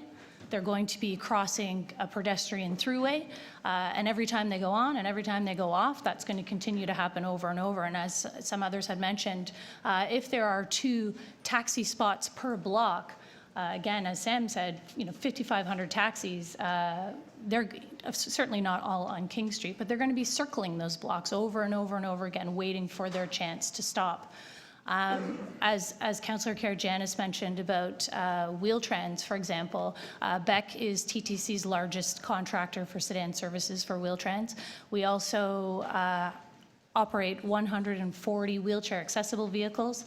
I think that these are considerations that need to be really thought about when it comes to offering taxis an exemption for throughway. I do think we are part of the public transit system. I've always said that. Whenever the subway or streetcar or whatever goes down, we are, getting the troops together to head down and help move people. And this is what we've been doing for 50 years this year, actually, with 10 million dispatch trips just last year. That doesn't include those flagged fares, like as Sam said, could be now potentially the backbone of business for our drivers in the city. I think that there are some concerns about even the right turns when it comes to the 2 spots that there may be before that turn happens. If there are 4 cars waiting to make that turn, 2 of them are going to be in the streetcar lane. This isn't removing cars from King Street. It's just actually making it more difficult for those cars to move around by taking out a lane altogether. But I mean, I was only found out about the meetings. I'll have to ask you to wrap up. Okay. Yeah. Well, I found out about the meetings. I know there was a question about consultation. I did meet with staff on Tuesday. Jacqueline and her staff, I know, have worked very hard on this, but I was not aware of public meetings, and I had not been invited. I see a head shaking, but I'm not sure why. But I didn't know. I met with them on Tuesday, expressed my concerns, and I'm here now to answer any questions. Thank you very much. Are there any questions of Councillor Karygiannis first? Thank you. Ms. Hubbard, I believe you are the largest taxi cab company in Toronto? Yeah, Beck is dispatching to the largest fleet of taxis in Canada right now. So you would assume that your company would have been one of the first to be contacted? We've been very well, the communication has always been quite open as far as, the tolling for Gardner and Don Valley, for example. Those consultations started earlier, I believe, and I was directly invited. So I do think there has been an expectation, a rapport developed that we would be invited when something that matters. So you should have been invited in January, in February, in March? I would have hoped so, and I would say that too. You know, I think there may have been some emails missed, maybe when they were sending their How invitations. surprised would you be if I were to tell you that I asked staff who they invited and didn't know the name, and this is only about 3 weeks ago when they're in my office? It's unfortunate. It is unfortunate, but yes, I was not invited, but I had been invited personally Would to you be other things. surprised that I'm telling you publicly, I asked staff from my office about 3 to 4 weeks ago who they had invited, and they didn't know the name. And after that question, they proceeded to contact Sam. Would you be surprised at that? I would be slightly disappointed. Thank you. Councillor McConnell, Deputy Mayor McConnell. Very much. And I don't think we want to harass you about this. This is, after all, just a pilot. But I do think that there was an opportunity, and I had many a cab driver who spoke to me about the public meetings. And the public meetings were given by newspaper, by television, and by brochure. So I am stunned and that none of you were able. What happened? I watch TV and I read the newspaper. I didn't see those public meetings, but I would suggest, again, there is and I'm not sure who those taxi drivers are, your constituents, I presume, which is fantastic that they feel like they can talk to you about that. But the rapport, I understand, has been created, and the hope is that our input matters, and that as stakeholders and not just members of the public, that we might be able to have a direct line to those meetings to offer what I think is valuable information. And no, I was not invited, but have been invited to many other ongoing parallel meetings that are going on about traffic and congestion. So are you aware that at those public meetings, which were enormously, like 500-600 people? Right. Are you aware that that's where they actually designed the pieces that would have been very helpful if we had known? I'm sorry to interrupt. I guess I don't understand how it would help for stakeholders to attend a public meeting when the perspectives will be completely different. Of course, they were different from all over the city. That's the whole point. But the second piece is that we recognized that there was an advisory capacity that you had a little more knowledge about, including what would have been useful in those designing of those. I just think they have to work in conjunction. The stakeholder meetings decide the public I'd like meetings. to finish my question. And that you were invited to those over the last year. Councillor Cressy and I could attest to that because we were on the committee and helping to organize it, as I think was Councillor Layton. And you were on that advisory shout out. So that's, I think, why you're hearing some piece. You are not remembering that you were invited. I was not at all. Meetings? Oh, no, I remember perfectly, actually. I remember that I was not invited. I remember that. So I think, again. Perhaps you should check your emails. I don't know. I'm I stunned. think my email recovery is quite. Yeah, no, I'm stunned. So there's a misunderstanding somewhere, and it's fine. I'm not saying you're wrong. I'm just surprised. That's all. Perfect. That's why you're hearing this. Yes, All right. thank you. Thank you very much, Deputy Mayor McConnell. I don't think I had anybody else from not on the committee. Then that would move us to Councillor Pasternak. Was it Pasternak or Palacio? Both. Councillor. I think Mr. Pasternak was down the list. Yeah. Great. Thank you, Mr. Mayor. On the report, I guess you've seen this document here. The last bullet point is designated space for short-term loading, deliveries, and taxis. Is it your view that that's inadequate? Yes, that's. I mean, again, with the limited amount of time that we've been given to really understand what the project includes, I would suggest that, yes, it's not enough space. We see, and there are people here in the room who represent different, whether it's delivery services or companies that are making deliveries on their own behalf. I think that you'd find that taxis will be circling. And because people are actually trying to access them, my fear is that people will start walking out into that bike lane or into that streetcar lane to get to them so that they don't make that turn prior to the individual being able to get in or board. I've just given a draft motion to the clerk for exemptions of taxis. Is that the kind of policy you're looking for? Absolutely. I would suggest again, I mean, I have many, many concerns about the, and Sam mentioned too, the Thursday, Friday, Saturday nights when people are trying to access what very much is public transit. When the public transit system goes down, it is taxis, commercial vehicles that are part of the public transit system that are there to move people, and that's our business. Thank you very much. Thank you, Councillor Pasternak. I had Councillor Shiner.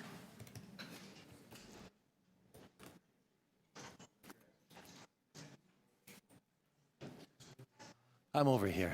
Hi. So, Ms. Hubbard, what have you been invited to in the past? I have been invited to, of course, it was the taxi and ground transportation review. I was invited personally to the tolling of the Gardner and Don Valley consultations for stakeholders. I mean, I probably can't go down the entire list of things I've been invited to, but I would suggest that there has been a history of communication, and so the expectation, maybe at the fault of my own, but the expectation there is that we have been doing that historically. So in this regard, what you're saying is you yourself and Beck Taxi didn't receive direct invitations to come and discuss the proposals that are here, as has been the pattern in the past? That's what I'm saying. And you have some concerns with the design for the lay-bys and the way that it works? Some concerns about that, yeah. And as a person too, I mean, I guess I do get to suggest the fact that I live in this city and I move around this city and I use transit and I walk and I take taxis and I drive. The taxi issue is not the only concern I have, but I think with my 3 minutes, it was best for me to stick to that. So, guys, please.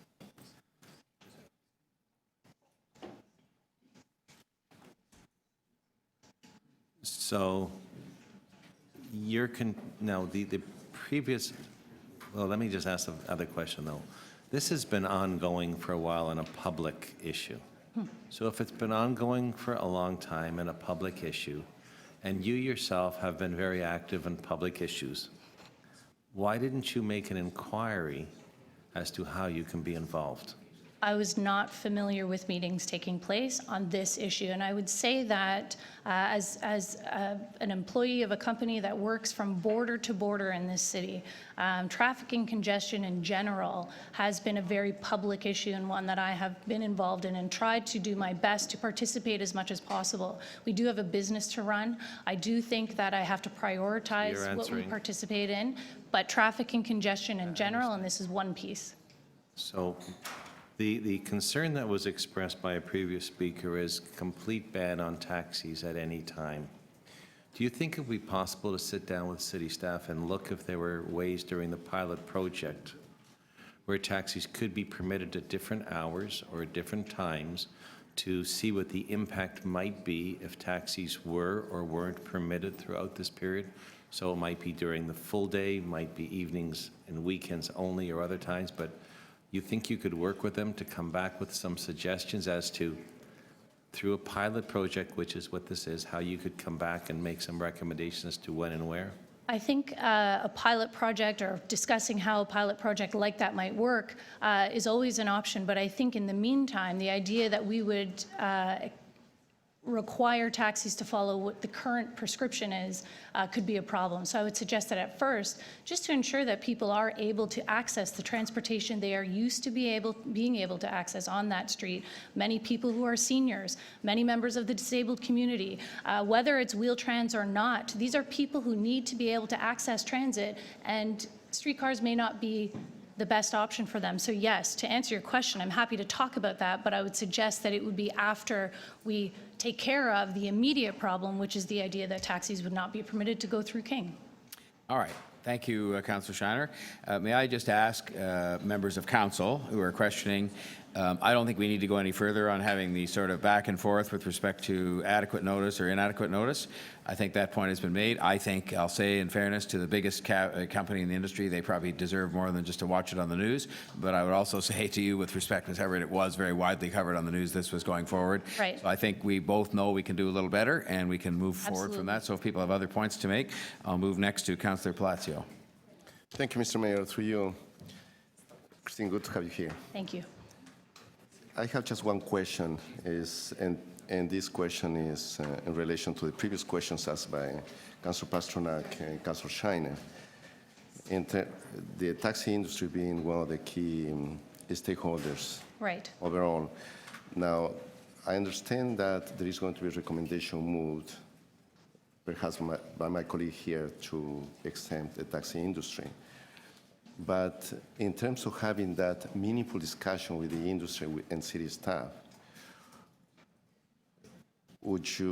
how do you feel that maybe between now and the upcoming city council meeting, there is some sort of meaningful discussions between the stakeholders and city staff to bring something new to the table? We've always only hoped for meaningful discussion between our industry and the city. So absolutely, we're always looking to do that. What works best for the city is what works best for us. So I would suggest that, yes, we would be happy to do that. Fantastic. Thank you. No further questions, Mr. Mayor. Thanks, Councillor Palacio. Councillor DeGiorgio. Thank you, Mr. Mayor. Ms. Hubbard, one of the things that we're trying to quantify here is to try and get a rough idea of the number of cabs, given that it's a two-way flow, the number of cabs that would actually be going through, let's say, per minute, per hour. And if we assume for the moment that, say, at most 10% of the cabs, of the total cabs operating in the city are actually traveling on King Street. Right. I'd say. Is that a reasonable? Yeah, I think that's reasonable. Okay, so my calculation says 10%, we're looking at a cab going through every 5 minutes. If it's a constant flow over a 24-hour period. One cab one way, one cab the other way, I would every suggest 5 that minutes. probably during peak times there Would are be different more, at peak and then less busy times there are less. So yeah, Right. on average. 2 cabs going through, let's say, at peak times in one direction that we're being asked to accommodate. Right. That's essentially what we're really looking at. And I don't think that would change. I don't think that would change. There are not going to be more taxis on King Street because they're allowed to be there. The fact is that with other vehicles traveling on the alternate routes, taxi drivers may, if the traffic increases, just like anyone else, if the traffic increases too much, they may not find themselves down there. Right, so the real question or issue is examining the trade-off between implementing a pilot project that allows cabs to sort of go around the block versus allowing 2 cabs to go through as streetcars in either direction every 5 minutes. I think it would be difficult because what we're trying to do, and I can only speak for Beck in this matter, we want to make sure that drivers' time and vehicles are being used as efficiently as possible. So the idea that we might have some, and I don't know if this is what you're proposing, that only some of the taxi fleet would be allowed to travel, is that what you mean? Only a No, what portion? I'm saying is the real decision before me is whether I look at a scenario where 2 cabs go through, are allowed to go through every 5 minutes in either direction versus restricting cabs to doing circular movements. I think that would be a really difficult thing to enforce or regulate. I'm not sure how that would happen, but I don't. No, but giving relief to cabs to go through, like Right. streetcars, effectively gives, allows 2 every 5 minutes to go through. That's essentially. Sure, well, that's I'm just trying to essentially what we're asking. quantify Well, yeah, what we're nobody's really asking looking for at. 5,500 taxis to be parked on King Street. That's right. Okay, thanks. Thank you, Councillor DeGiorgio. Are there any other members of the committee wishing to ask questions of this deputy? All right. If not, I'll thank you very much, Ms. Hubbard, for being here with us today.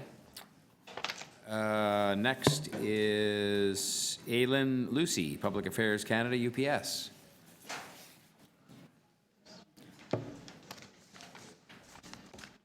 Good morning, Ms. Lucy. Good morning. Thank you for coming. You have 3 minutes. Thank you very much. Good morning, everyone. My name is Aileen Lucy. I'm the Vice President of Public Affairs for UPS Canada, based here in Toronto. As you might be aware, we're a global logistics service provider employing over 12,000 people here in Canada and serving more than 220 countries and territories worldwide. Over the next few minutes, I want to share a little bit of context on our operations in Toronto, in and around King Street, as well as our position on the pilot and recommendations for next steps. There are currently more than 400 UPS employees servicing Toronto specifically. And we have a fleet of almost 200 package cars serving the city. So far this year, we've delivered over 25,000 packages to citizens, local businesses, large headquarters around the city, online shoppers, really bringing the world to Toronto's fingertips. On King Street specifically, we serve many of the businesses and consumers stationed along King Street. Our own package cars will typically deliver and pick up over 150 packages each day on King Street. On the pilot itself, we're very supportive of pilot projects which really look to enhance pedestrian and commuter safety, reduce congestion, of course, and really ensure that the streets of Toronto are well equipped to serve the evolving needs of both individuals and businesses. Our ultimate aim at UPS Canada is really to be able to continue to support the local economy and businesses on King Street, and to serve local residents wishing to receive deliveries or have them picked up each day. So with that in mind, we were very pleased to be able to contribute to the consultation processes, the public meetings, which I attended, and really benefited a lot, I would say, from engaging with local members of the community to really learn about how we can work together to achieve a solution that will work for all. On the proposal specifically, as a company, we of course deal with challenges that relate to on-street parking each and every day. So the inclusion of designated space for short-term loading and deliveries is really crucial from our perspective. Our routes are planned and our drivers are trained to try to ensure maximum efficiency and try to reduce the amount we contribute to congestion in urban centres such as Toronto. We use training methods and rules of procedure also to try to enable our drivers to reduce congestion, move efficiently around the city, and reduce idle time as well. So we very much welcome the fact that the proposed pilot includes designated spaces for short-term loading and for deliveries, because we think this will ensure that residents and commercial activity can continue to be effectively served by companies such as our own. I would highlight that in order to ensure the success of this pilot in the longer term, it will be very important to ensure effective enforcement of those designated parking spots. That's an issue we faced elsewhere in the city, so we'd certainly encourage effective enforcement. And looking ahead, we'd also encourage solutions that would avoid the introduction of any kind of new localized permits, which we believe would add unnecessary administrative burden to city logistics. Secondly, just I'll have to ask you to wrap up there because it's 3 minutes. Sure. A short point on the prohibition Very of short. left-hand turns. We're quite well known across North America for encouraging drivers to avoid that, and in our experience, it's reduced accidents. It's also increased efficiency, so we'd be happy to contribute further if that's of interest. And just, I would like to thank Mayor Tory, thank the local councillors, the City Planning Division, Transportation Services, and the TTC for this inclusive approach to road demand management. Thank you very much. Thank you, Ms. Lucy. Questions of this deputy? Did you have a question, Councillor Cressy? Yeah, please. Thank you for being here. So if I understand correctly, UPS, as a member of the courier logistics industry, is broadly speaking supportive of the recommendations. Would that be correct? Yes, that is correct. And so in arriving at that conclusion, the courier logistics industry was a participant in the advisory committee, which met 3 times over the last year. Is that correct? David Turnbull, I understand, was your representative there? David Turnbull, I believe, may have participated. Personally, as a representative of UPS Canada, I participated in the public meetings. Okay, so UPS was represented writ large through the courier logistics industry on the advisory committee, and you, on behalf of UPS, attended the public meetings. I would need to verify for the couriers, the CCLA, I'd need to verify exactly which parts they participated in. I can speak for UPS Canada. Okay, and you're supportive? We're supportive, given that the needs of a broad range of actors within the community have been taken into account, and it is indeed a pilot, so we're happy to try out new things. We appreciate that congestion and pedestrian safety is an issue. Thank you very much. Thank you, Councillor Cressy. Any other further questions of this deputy? All right, if not, Ms. Lucy, well, thank you very much for being here today. Thank you. Appreciate that. Hamish Wilson is next.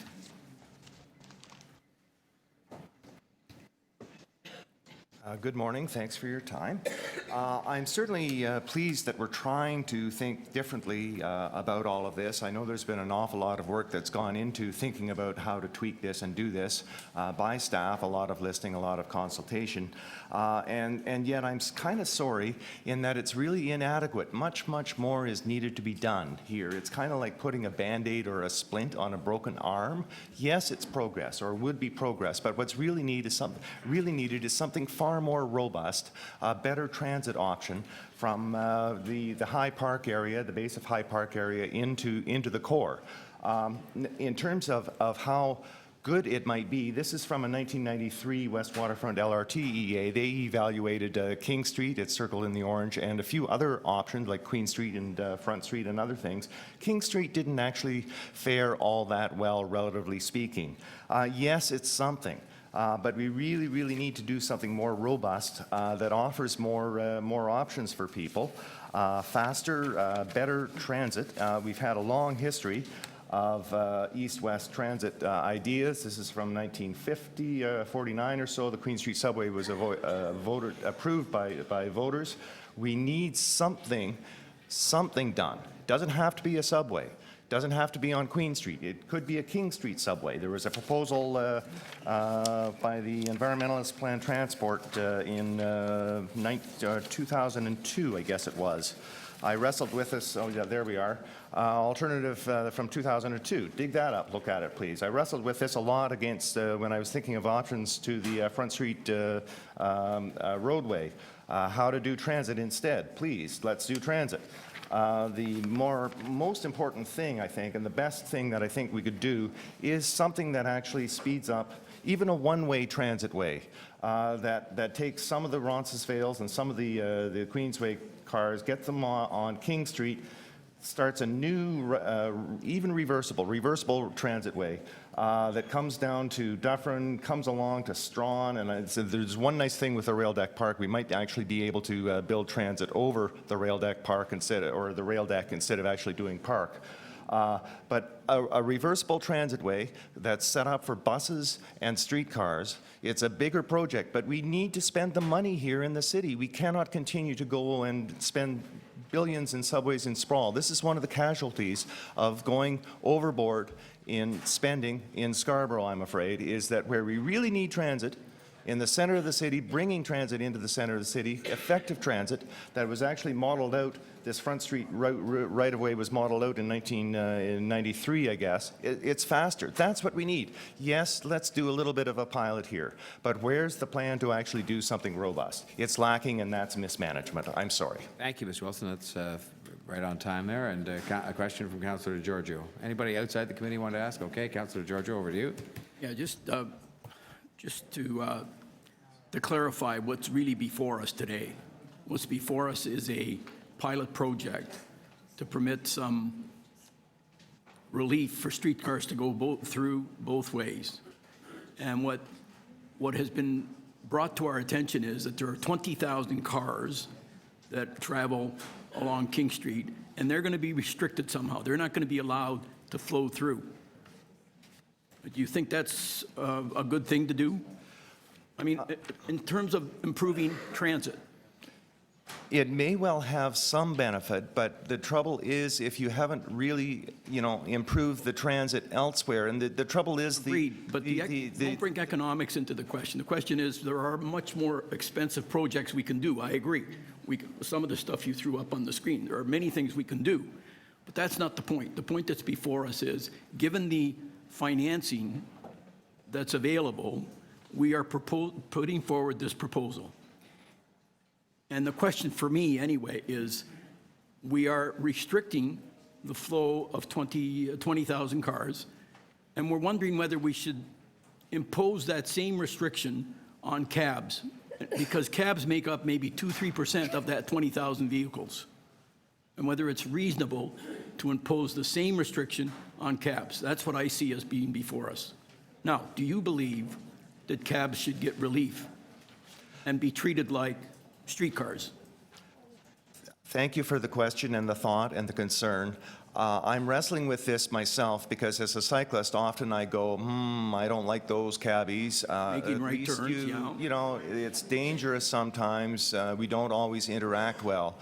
You tend to know that they're coming and behind you or in front of you. You can tend to see them. You can sometimes hear them, both by vehicular noises and how the vehicles are operated. And yet, that said, I almost prefer the cab drivers to the Uber drivers. And the cab drivers, at least in theory, there's a bit of a licensing and a pushback process. And I can see that there are absolutely valid concerns because King Street is like it's narrow in the core, like these images up here on the street, sir. It's only a 4-lane road dominated by streetcar tracks, and there's an awful lot of destination there. Yes, the flagging is got to be an important part of their business, so I do have empathy. From the cyclist perspective, is it a better option to allow the cabs to just flow through versus continuous right turns that have to be made by cabs? Again, impeding or perhaps endangering cyclists more so than allowing cabs to go through. Final question. It might be a marginal improvement in change, and yet it might be a little bit better, and certainly within the point of view of bikes. In London, they found that providing a bikeway actually relieved their transit by 10%, up to 10%. So that's an option that we haven't really considered going long out to Parkdale, sir, which is not easy as well, but it could be cheaper. Okay, Mr. Wilson, thank you. Councillor Giorgio, thank you both very much. So that would bring us to the end of Mr. Hamish Wilson's presentation and call up Janice Solomon, Toronto Entertainment District to BIA. Welcome, Ms. Solomon, as always. Good morning and thank you. I'm going to start with a comment that's in stark contrast to a couple of earlier deputations, and that is I want to thank staff for their willingness to hold stakeholder meetings with our members along King Street, and additionally participate in meetings with individual stakeholders. And I want to speak specifically to Mirvish Productions. I also want to thank Deputy Mayor Min Wong for his comments in the Toronto Star on June 15th regarding the need for clear measurements to be put in place at the start. And I was pleased to hear at the presentation earlier that staff are definitely looking to do that. Of course, one measurement of success is the improved streetcar service, but we know that there has to be other gauges of economic impacts, both good and bad, that we all need to be involved with.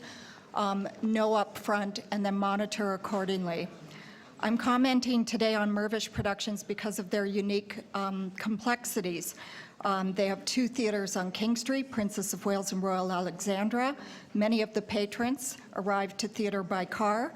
Many require direct access to the theater doors, which are off of King Street. Many attend the Wednesday matinees by coach and also require direct access, leaving the coaches to be queued up at rush hour when Wednesday matinee completes.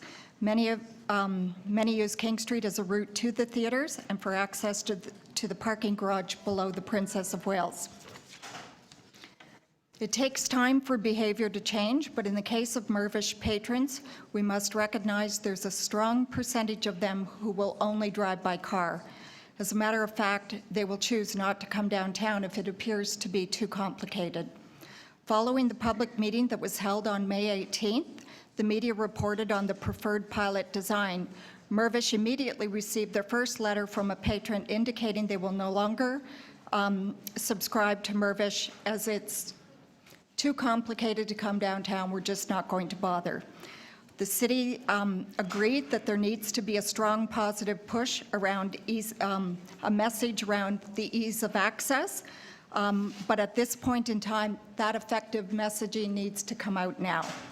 I'm requesting that the city provide us with a clear understanding of the measurements that are going to be used around the economic activity in advance of the pilot, work with us during the pilot, work with Mirvish, and continue to modify the plans as they have been. And they're such an important stakeholder, they're such an important rollout of activity, economic activity that happens with the theater patrons, with diners in the neighborhood.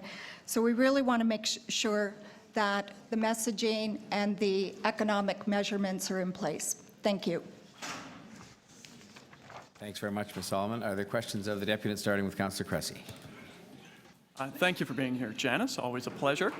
So I just wanted to follow up on the economic impact study. So conducting economic impact studies as part of transit pilots is relatively new for the city.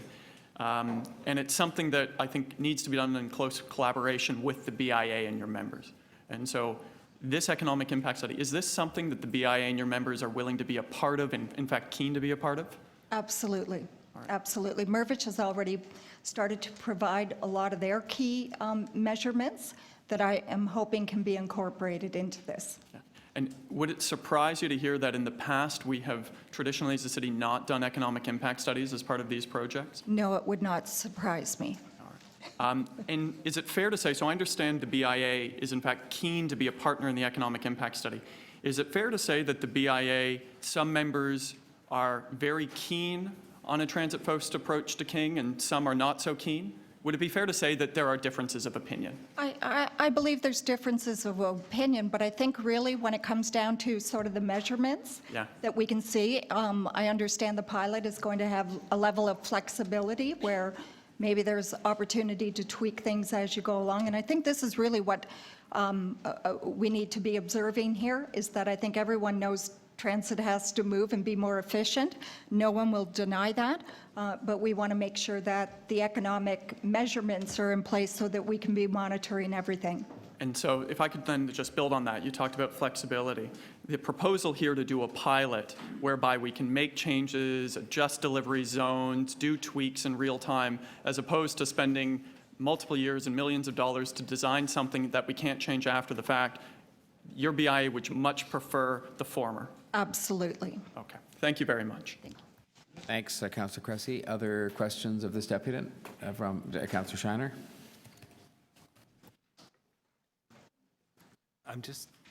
Is there a major concern from the businesses along the corridor as to the impact that this is going to have on them?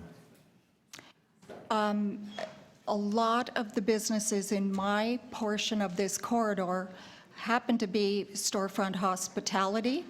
If we look at the overall commercial businesses, a lot of people are commuting by transit, so obviously this is a good thing to get your employees to work on time.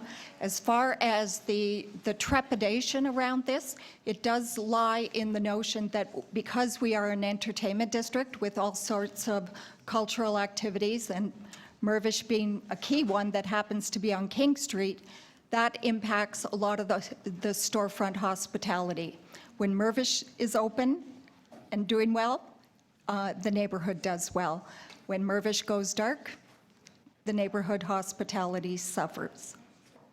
So you're asking for a study to be done. Have you participated to this point in time? Yes, I have. Are there recommendations that you were looking for that aren't here? The recommendations from our end have been submitted, and I certainly believe staff have taken them to heart. I think what we're really looking for now is how do you regroup with us and show us what those measurements look like as you go forward and roll out the pilot? Are you looking for specific opportunities during the pilot to allow? Sorry, I'm echoing and trying not to. It's not you. I'm looking because I see it as a 24-hour, 7-day-a-week pilot, and I don't know if at 12 o'clock at night on a Saturday, the impact is as great on public transit as it may be during the rush hours on a weekday. You haven't been to my neighborhood at midnight on a Saturday then. Actually, I probably start going home around midnight in your neighborhood. So, Sunday afternoon. But ball games. So what would you like to see looked at as well? And I have 45 seconds to hear from you. Again, I think the kinds of things we want to have looked at are already submitted to staff. We're waiting for that to come back so that we can see. But I want to know what they are. I'm here. So for I example, got 30 seconds left. I'm going to flip back to Mirvish for a second. So they anticipate 1 million patrons over 2018. 46% of them drive their car to the theater. Let's use that as one level of measurement to see what does the pilot, how do the patrons react to the pilot? I think that's a really important measurement. Does it change behavior? Does it pull back that people are canceling subscriptions? I think that's just one example. Thank you. Thank you, Councillor Shiner. And any other questions of Ms. Solomon? I should point out, by the way, he misspoke himself. By midnight on Saturday night, he's been at home in bed for 2 hours. So, Mayor Tory? After a cup of warm milk. On a point...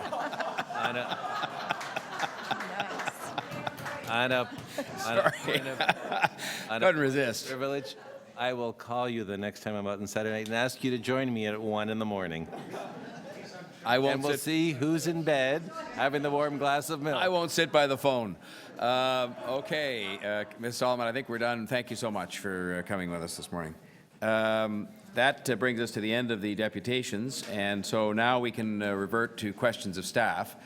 So if we could ask our staff group to come back who were here, and others can be brought in as needed. And I saw Councillor Cressy's hand. Who from okay, Councillor Layton. And I saw, is that Councillor Campbell? It is indeed. And Councillor Fletcher. Okay, well, there's a good start. And what happened to the staff? Are they going to stay in their spots? That's fine, no problem. All right, so that would start off with Councillor Cressy then. Thank you, Mr. Mayor. I'm going to bring some questions up to a broader level. Is it fair to say that King Street is not working today? And I'll direct that to the GM of Transportation Services. Through you, it's fair to say, based on our research and trying to develop a pilot, that we found that King Street didn't work particularly well for transit. It didn't work for vehicles, and so I would agree. So today, King Street doesn't work for anybody. That's our premise. So if we do nothing, is your belief that it will get worse? Through you, it is my belief that we have an opportunity to make transit work more effectively and reliably on King Street, that it's going to take a full court press to do that, that we have the partnership with the TTC and with planning, and so I think this is the opportunity for us to make a bigger move. So yes, I think the pilot will move us in that direction. Okay. And today, the mode shift, can you just break down what the mode shift is today on King Street? Just to give me a sense of the numbers. Perhaps while you're getting those numbers, I'll direct some questions to the Chief Planner. To our Chief Planner, what is the expected population increase both in downtown and in the GTA over the next 25 years?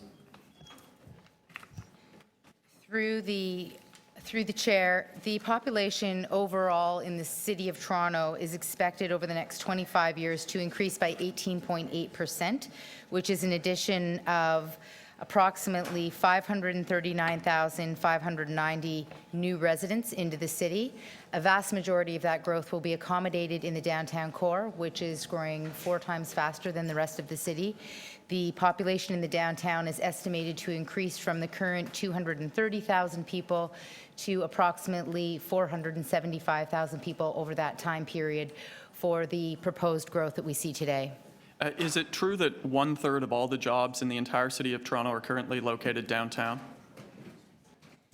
Through the chair, that's correct. Approximately 500,000 jobs are located in downtown Toronto in a very small area, and King Street is a key corridor to access these jobs. And with 43% of the entire city's non-residential development in downtown, are we expecting the number of jobs in downtown to increase, and thus the number of people commuting into downtown to also increase? Through the chair, it's actually 41% of all the jobs are in the downtown core, and we are very fortunate that we continue to see exceptional office growth and job growth in the downtown core as well. So as well as that population density, we're expecting to see a similar density in new jobs accommodated in the core. So back to our GM at Transportation, with the population increase, the growth in the number of people working and commuting into downtown, is it fair to say that we are looking to redesign our streets from moving cars to moving people? Through you, I think it's fair to say that moving people needs to be the ultimate goal. We have a fast-growing city. We have congestion. We have to focus on moving more people to get to their destinations as quickly as they can, more reliably. And I can also answer the mode share question, which is that... Well, I'm almost out of town, so I just have one last question, if that's okay. You actually are out of time, but I'll let put it quickly. Very quickly, to the Toronto Transit Commission, could I just ask what success looks like with this pilot? So success is pretty simple from our perspective, and that is to move more people, more quickly, more reliably. Thank you. Thank you, Councillor Cressy. I'm sorry, there was a small clerical error made, and Mr. Carew from the Tabia was to be listed on this item, and his name got listed on some other item. And so if I can ask your indulgence, we'll revert to deputations for 3 minutes and question time, and you're always most welcome here, and I apologize if we made a bit of a mistake in terms of putting you on the wrong list. And we are taking you off that list now because we have a lot of people lined up. List as well. You're on that too, I see, okay. Thank you. Please go ahead. I've committed for the day here. Right. Thank you for the opportunity. I just wanted to thank for the opportunity to present a couple of points, and I will cut this very short. The 2 points I want to speak to very quickly are flexibility and parking. Flexibility and Councillor Shiner touched that. On that basis, there's no question that we need to do this. We need to do a pilot along King Street, probably pilots along many other east-west streets in this city. That said, I'm not convinced that the weekends and after hours are a time when we need this 24/7, 365 approach too. So a suggestion would be that we take the opportunity of a pilot to test, measure, and refine, and at some point, after we've built the baseline of what the results are of this, is that we potentially revert back on an evening and a weekend opportunity to see what the ROI on that would be. Simply being a little flexible is very important on this thing. Nobody is denying the opportunity to have been consulted. Nobody's denying the opportunity of needing this for the health, economic, and social well-being of the city. The second thing is parking. I'd be remiss if I almost felt that it's only 180 spaces during the presentation. On main streets across this city, 180 spaces on a turnover of 6 to 7 times. That's well over 1,000 customers a day. Losing those out of the economic formula, especially on weekends, is very important. I've noticed in the report that there has been an accommodation in the budgetary line for the parking authority, I believe is the way that was worded, where to do the offset. But really, has the parking authority been consulted and potentially made any recommendations on how some of that parking could be accommodated through private properties or anything else out there? I just saw the accommodations on the financial, which is an important financial item in the city's budget. The parking authority generates significant revenue, but I haven't seen where their comments are coming from. So not to take any further, Your Worship, those were the 2 additional comments to what was already said. Thank you very much, and I apologize again for the mess up. Councillor Carroll, did you have a question of the deputy? I do. I just wanted to hear about this moving away from a 24-hour pilot. Would your members not be concerned that if the purpose of this pilot is to develop economic impact data and trip data, transit data, to understand how this would work if they were to make permanent alterations on the street, ones that could not be taken away in the evening? They won't have that data if during the pilot they're not gathering 24/7 data? What I suggested was that the pilot, at some point after we've gotten this baseline of data of a 24/7, could potentially revert back to see what the real impact is of that weekend or evening accommodation. So I think the analytics are there. I'm an analytics geek. I do a lot of that stuff with it. So numbers are important to us. So to do truly a robust pilot, I think there needs to be that flexibility. I think staff is contemplating making and tinkering with adjustments. And here is one that we're suggesting may be an option to look through the lens of after we've established the 24/7, that we make some accommodations and see if weekends and after hours, because the nighttime economy is still a very important economy to the city of Toronto. Right. Very important. So not disputing the need to move people, et cetera, through the rush hour, which it is, and through significant portions of the day. But I'm not convinced, and many of our members, and you've heard Ms. Solomon suggest that, and the question was asked, there is people on the street that are on either side of this fence. Right. What we're looking for is the robust information that you're suggesting we need. For part of the pilot and the other for the other part? Yeah. Okay, I understand now. Thank you. Yep. Thank you, Councillor Carroll. Any other questions of the deputant? All right. Well, thank you very much for your submissions today, and we'll now revert back to questions of staff from members visiting from City Council, and Councillor Layton is next. Thank you very much, Mr. Mayor. Just on the consultation process that we went through, page 13 of the report. I was a part of some of these consultations, but more importantly in developing some of them. So it included a stakeholder group, correct?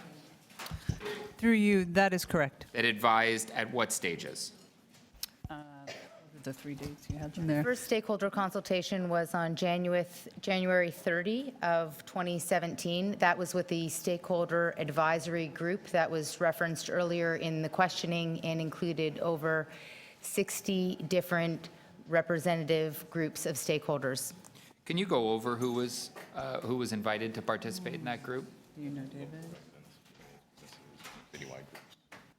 Through the mayor, it included local BIAs, residents associations, citywide groups such as Cycle Toronto.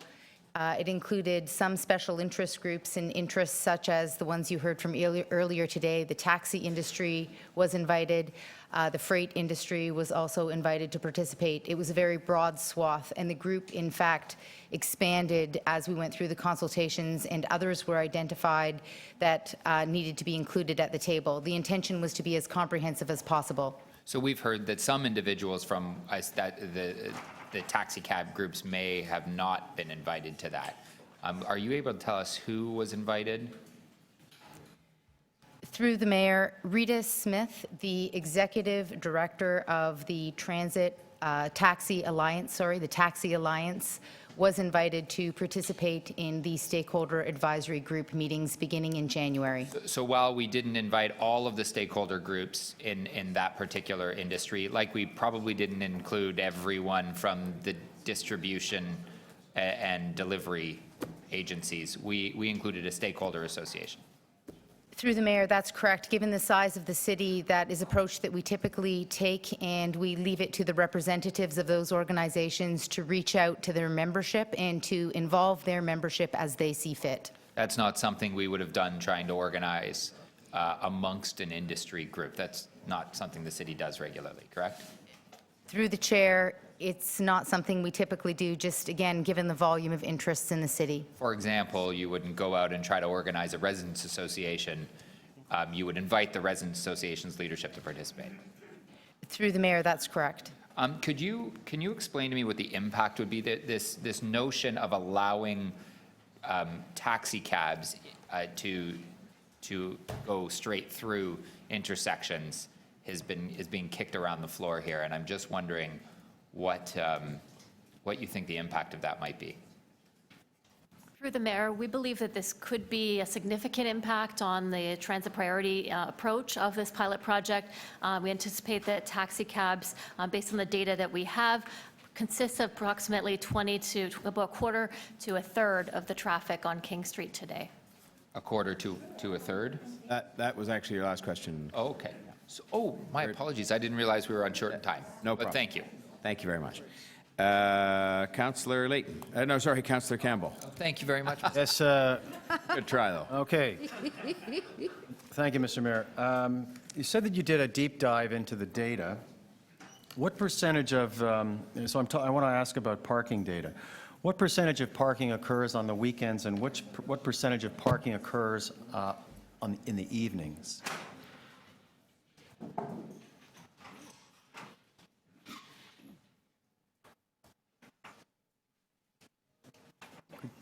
Could you hold my time, Mr. Mayor, while they set that up?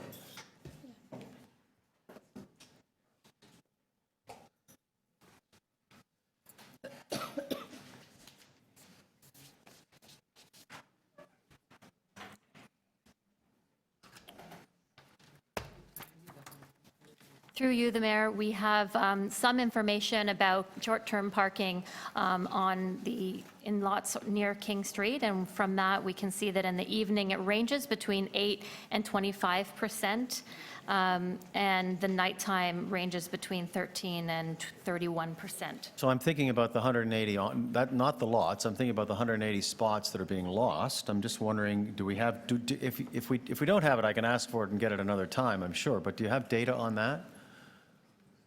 We have been working with the TPA to understand the impacts in terms of financials, so there is data on that. We're just trying to get that in front of us. Okay, it would be good to know the number of parking visits, because by my calculation, it's something to the tune of around 380,000 parking visits or rentals of parking spots, you know, through the 180, given you've got $1.9 million in revenue. Question about, have you, at the TTC Commission, I asked about advanced right turns because of the heavy pedestrian traffic. Is it possible to implement advanced right turns for cars in the pilot to speed things along?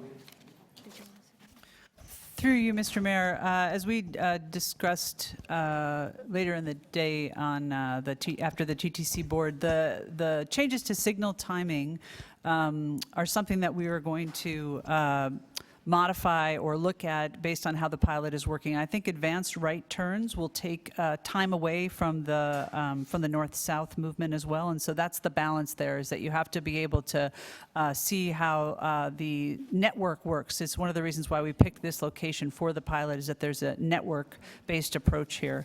Certainly the issues of clearing pedestrians out of the intersection and limiting those impacts are top of mind for us. Okay, how many signalized intersections are affected?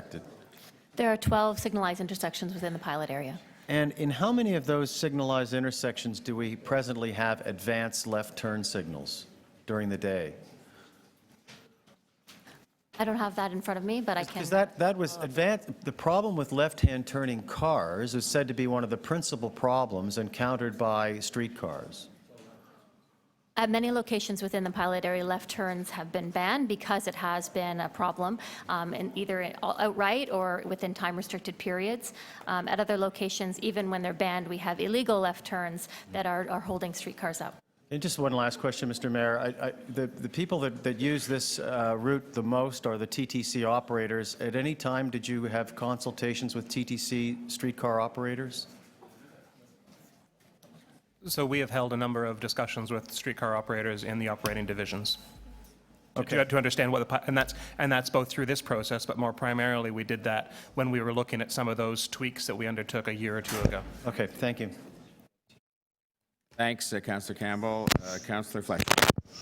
Thank you. I know that we have an economic development lens that we're using here, and I'd just like to ask both Transportation and Mr. Sheikh, our film commissioner, that film has been looked at.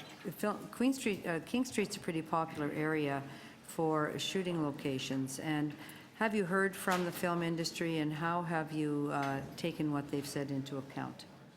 Whoever would like Through you, Mr. Mayor, we have been involved with the film industry. In fact, the stakeholder advisory group was engaged. The film industry was engaged with the stakeholder advisory group, and they participated in a number of those meetings.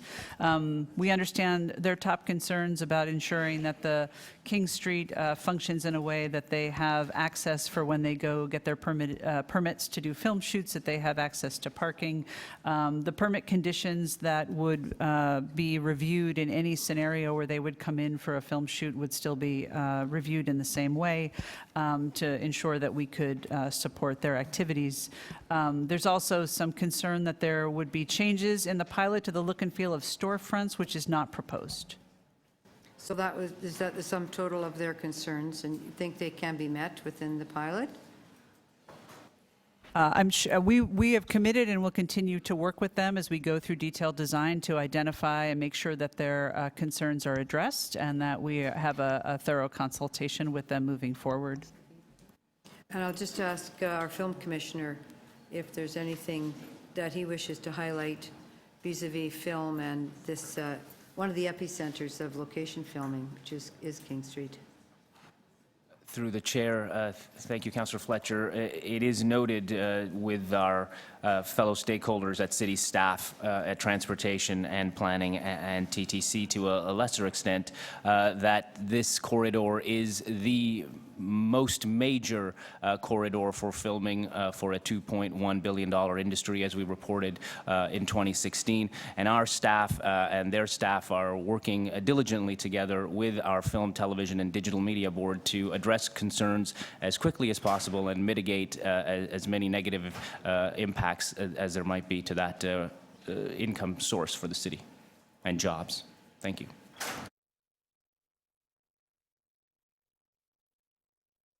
Thank you very much. There seems to be a problem with that clock, but not that one. Let's see what happens when we reset it. All right, that brings us to Councillor Karygiannis. Thank you. Through the mayor to staff, can you please repeat the individual that you contacted for the taxi industry? Rita Smith, through the mayor. Are you aware that she replied back and said that I'm not longer involved with this taxi industry? Please contact these following people? Through the chair, we do not have that reply. We, of course, would have reached out to any additional name that was provided to us. There would have been no reason not to. So it was one person that you reached out to, and you didn't reach out to any of the brokers, you didn't reach out to any of the fleets, you didn't reach out to anybody else, just one individual, and you didn't reach out to iTaxi workers. Through the chair, as per our protocol, the structure is that we work with the key person who is liaising on behalf of an association as a representative, and it was our understanding that that was Rita Smith. Would you be surprised that Rita Smith is no longer part of the organization for about a year plus? Through the mayor, that has been brought to my attention today. It was not brought to our attention earlier. Through the mayor to staff, staff had come to see me, and I've asked him at that point in time who the individual was that you had consulted with, and you didn't have the name. Would I be incorrect in the meeting in my office? Through you, Mr. Mayor, that would be correct. At the time that you approached me, I did not have the name of that individual with me.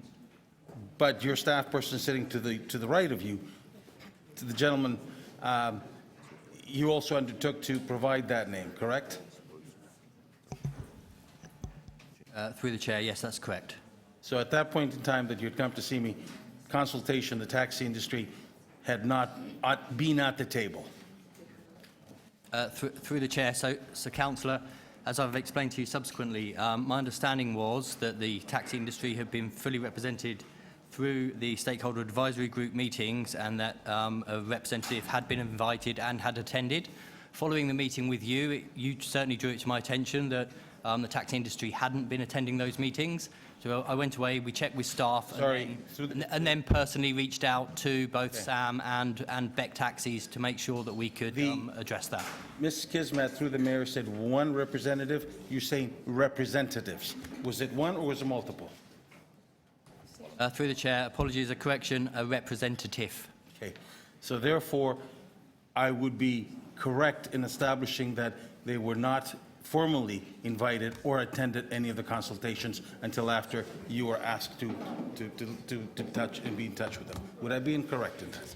Through the mayor, that would be incorrect because Rita Smith, who is still listed as the executive director of the Toronto Taxi Alliance today, was invited as the representative on behalf of the industry. Once you drew it to our attention that they had not been participating, to Ashley's point, we proceeded to have a separate meeting with a variety of representatives. All right. So then that would not be. That's your time's up, and I think that point has been covered, and I think we can do better. So we'll move on from there, and we have next Councillor Nunziata. Yes, thank you. As far as the financial impact, the $1.5 million is that's the cost of the pilot.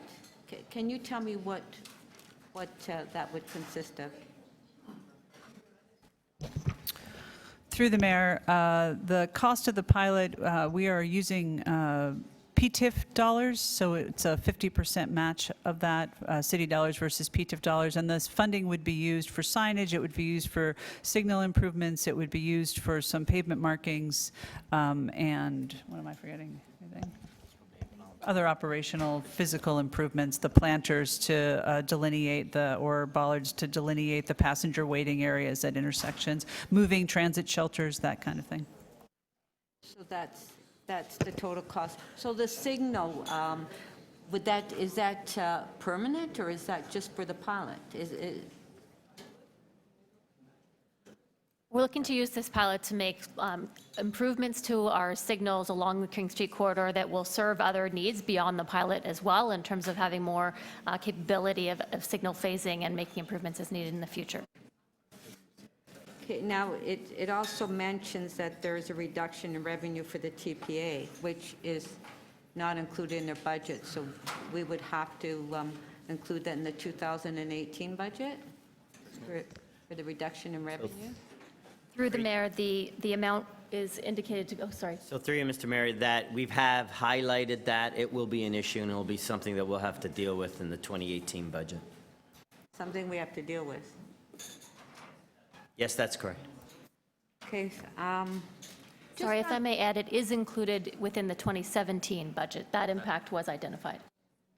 I'm sorry, I didn't hear that. It's included in the 2017 budget? The prorated impact of an implementation of this pilot project, the impact to TPA is included within the 2017. budget. That's the 320,000 estimated impact for 2017 because it only occurs for part year. And that was Full year impact is not, though. That was included in the 2017 budget? The TPA has a general provision annually for lost revenues. It's a small amount. It would be enough to cover the 320,000, but it would certainly not be enough to cover the estimated $1.9 million. Just on the public consultation, I'm not going to go into notice, but so the people that attended the public meetings, can you tell me, were the percentage of the people that attended the meeting and supported the pilot?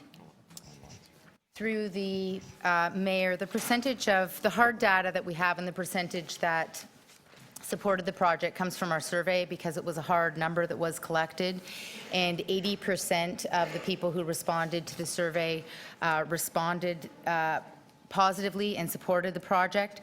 With respect to some of the breakdowns, there was 60% support from businesses, 74% from those who work on King, 78% for those who live on King Street, and transit riders, 82% supported the project.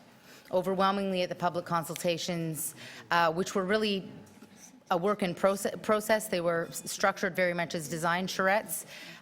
The response was very positive. All right. Thank you, Councilor Nunziata. And do I have anybody else from visiting from council? Otherwise, Councilor Mahavik, did I miss you somewhere on the way by there? I apologize, because you were after Councilor Karygiannis. Go ahead, please.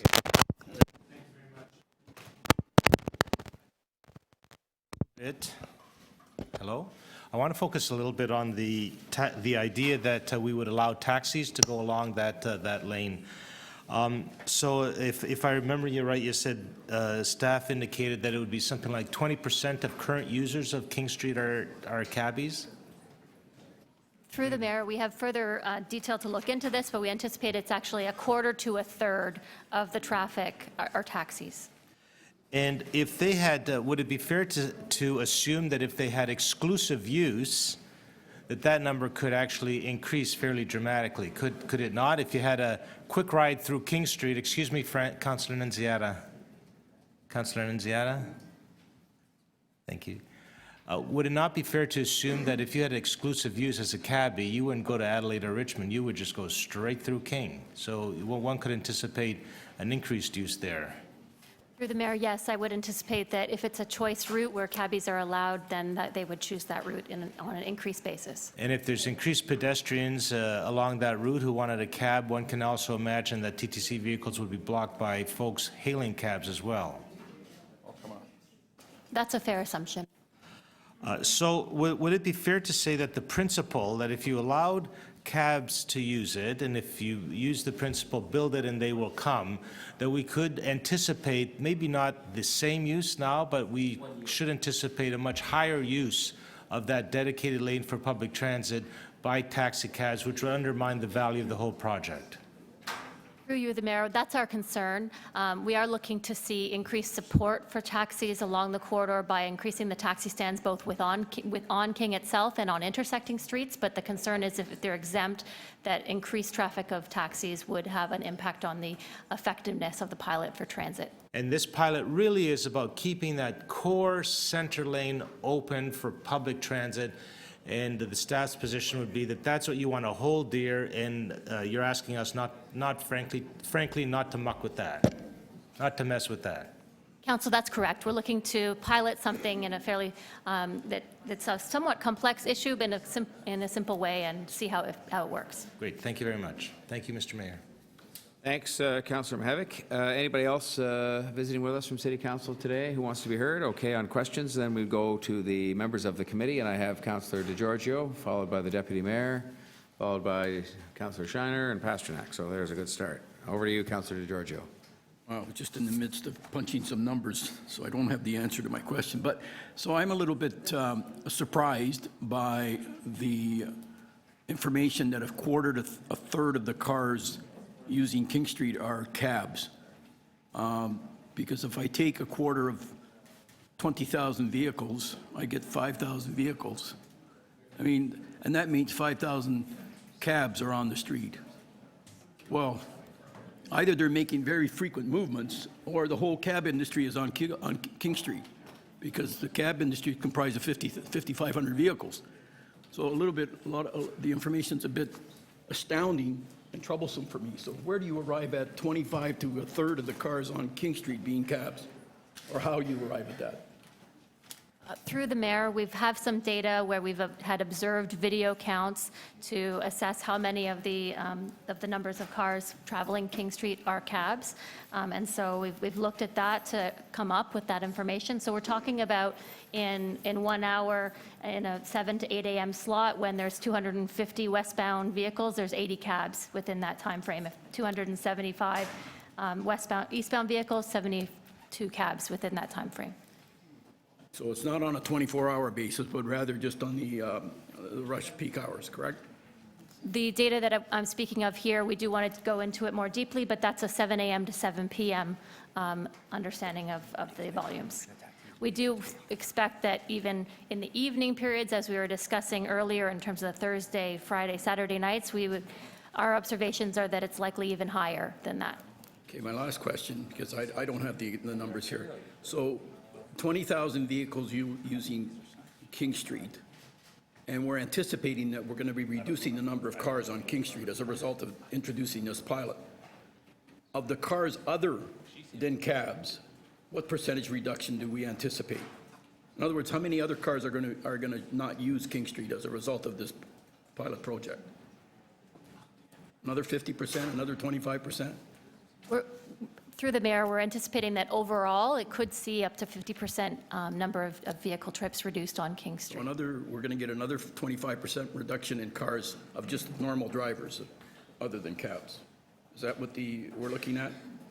Through the Mayor, we would expect that all trips destined for King Street would continue to go to King Street if they needed to pick up and drop off a passenger of a taxi, or if they needed to do a delivery, but that through trips who are using King Street today will choose other routes. All right, thank you. Thanks, Councillor DeGiorgio. Councillor Deputy Mayor Menon Wong. Yes, I have 2 questions of the Chief Planner and 3 questions. So my first question is Chief Planner. So there's been discussion that the number of transit users are increasing and also the number of pedestrians. Is the Chief Planner aware that studies have shown that the number of families and people driving cars is increasing in the GTA and is only set to get even higher? Through the Mayor, that may be true on the GTA-wide basis, but we look at transportation on a zonal level, and that's not the case in the downtown core. Do people from the GTA use King Street? Through the mayor, interestingly, in our analysis of transportation patterns, we discovered that the vast majority of people coming from the east and the west outside of the downtown core are using other routes, such as the Gardiner Expressway and Lakeshore. And the volume of cars on King Street is more directly related to the shoulder areas of the downtown, such as Liberty Village to the west. Thank you. So you said you surveyed a whole bunch of businesses and all sorts of interest groups. Did you survey car drivers?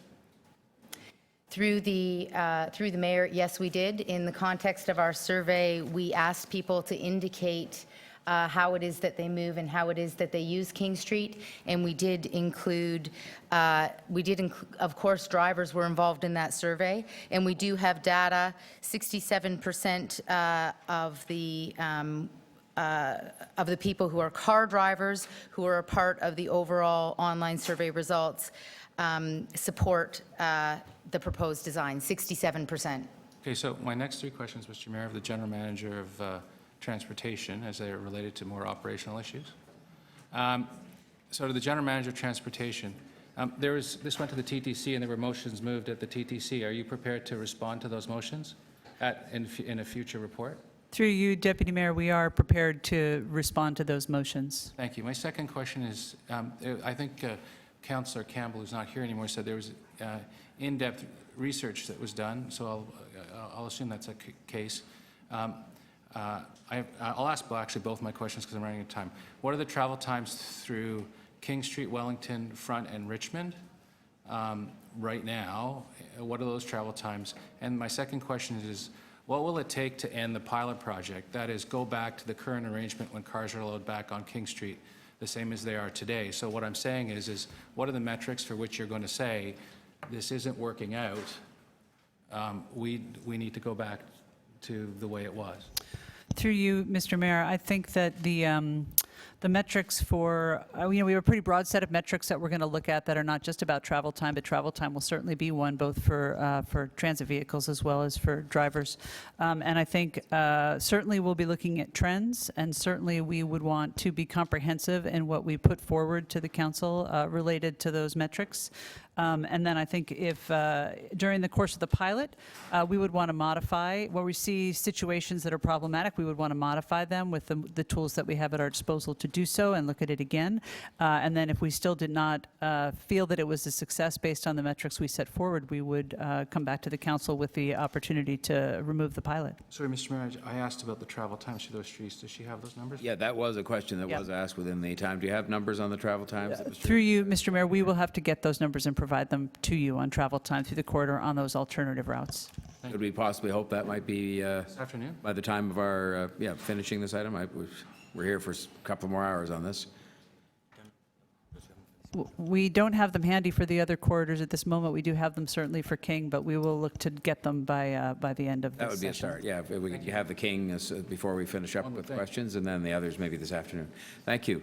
Councillor Pasternak. Great, thank you, Mr. Mayor. Through you to, I believe, be the Chief Financial Officer. Now, the report says that this initial cost is going to be $1.5 million, and then losses to Toronto Parking Authority is going to be $2 million on an annual basis. Am I reading that correctly? 1.9 million, that's correct. Now, the Public Transit Infrastructure Fund is a federal program that's funded through the provinces for eligible public transit projects. That's correct. It's 50% funded by the federal government and 50% funded by the city. Now, does the 50% by the city have to be funds in hand, or can it be debt? It can be anything. It can be anything. On the list on their program descriptor of eligible projects, nothing like this is there. It talks a lot about subway tracks, bridges, signals, fleet replacement, accelerated design, implementation, construction work for large-scale transit projects. In other words, this seems like a real stretch to use those dollars for that. Have we verified that we can actually use those dollars for this? No, I believe transportation projects are included in PTIF, and we do have some road-related projects. Most of our PTIF is transit, but we have, the rest of it is in transportation's budget.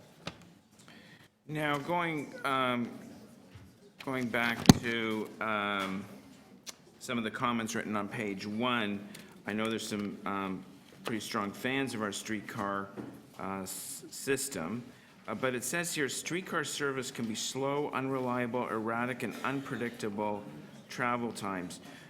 I guess this is to staff. Isn't this a Band-Aid solution to what you're describing here? Streetcar service can be slow, unreliable, erratic, and unpredictable during rush hours, but also during late evening and weekend time. So in other words, traffic density has nothing to do with it. This streetcar system here is problematic regardless of the traffic density. And are we not just putting a Band-Aid solution on what is real a core problem with the subway line along there? Through the mayor, we've already made several tweaks, as was described in the initial presentation, for operational improvements along the corridor, no stopping times in the curbside, restriction of left turns, those kind of things. Those I would refer to as tweaks. This is a fairly major change to reduce the amount of traffic that flows on King Street. And we've, as part of this pilot project preparation, we've done observations of the cause of transit delay.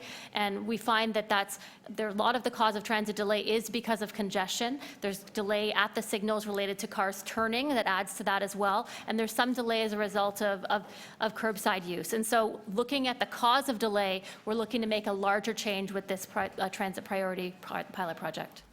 If I could just quickly add to that from the TTC perspective, that part of that report should really read, transit in this section of the city is slow and erratic. It doesn't have to do with the technology of streetcar, but the nature of the area that we're serving. That brings us to the end of our time. Councillor Pasternak, thank you. Councillor Shiner. General Manager, Transportations.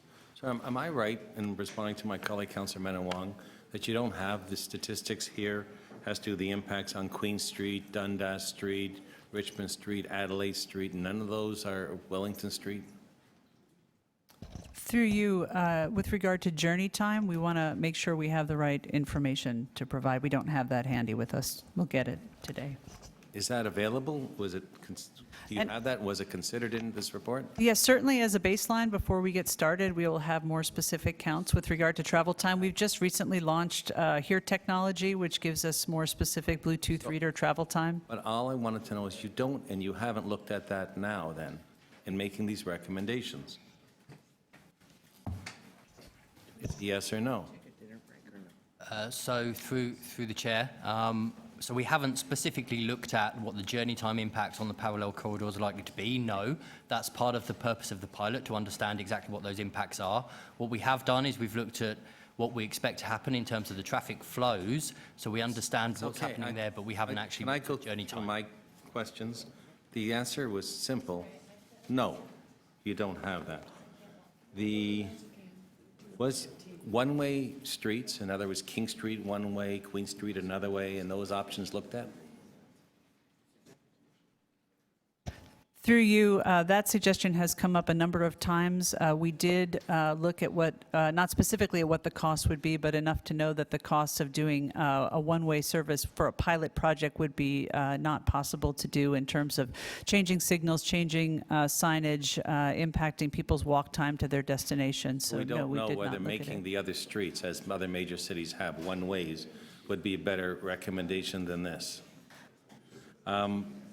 From the chief planner, we're talking about TO Core and all the intensification down there in the 25-year plan. How old is the official plan that's in the area now?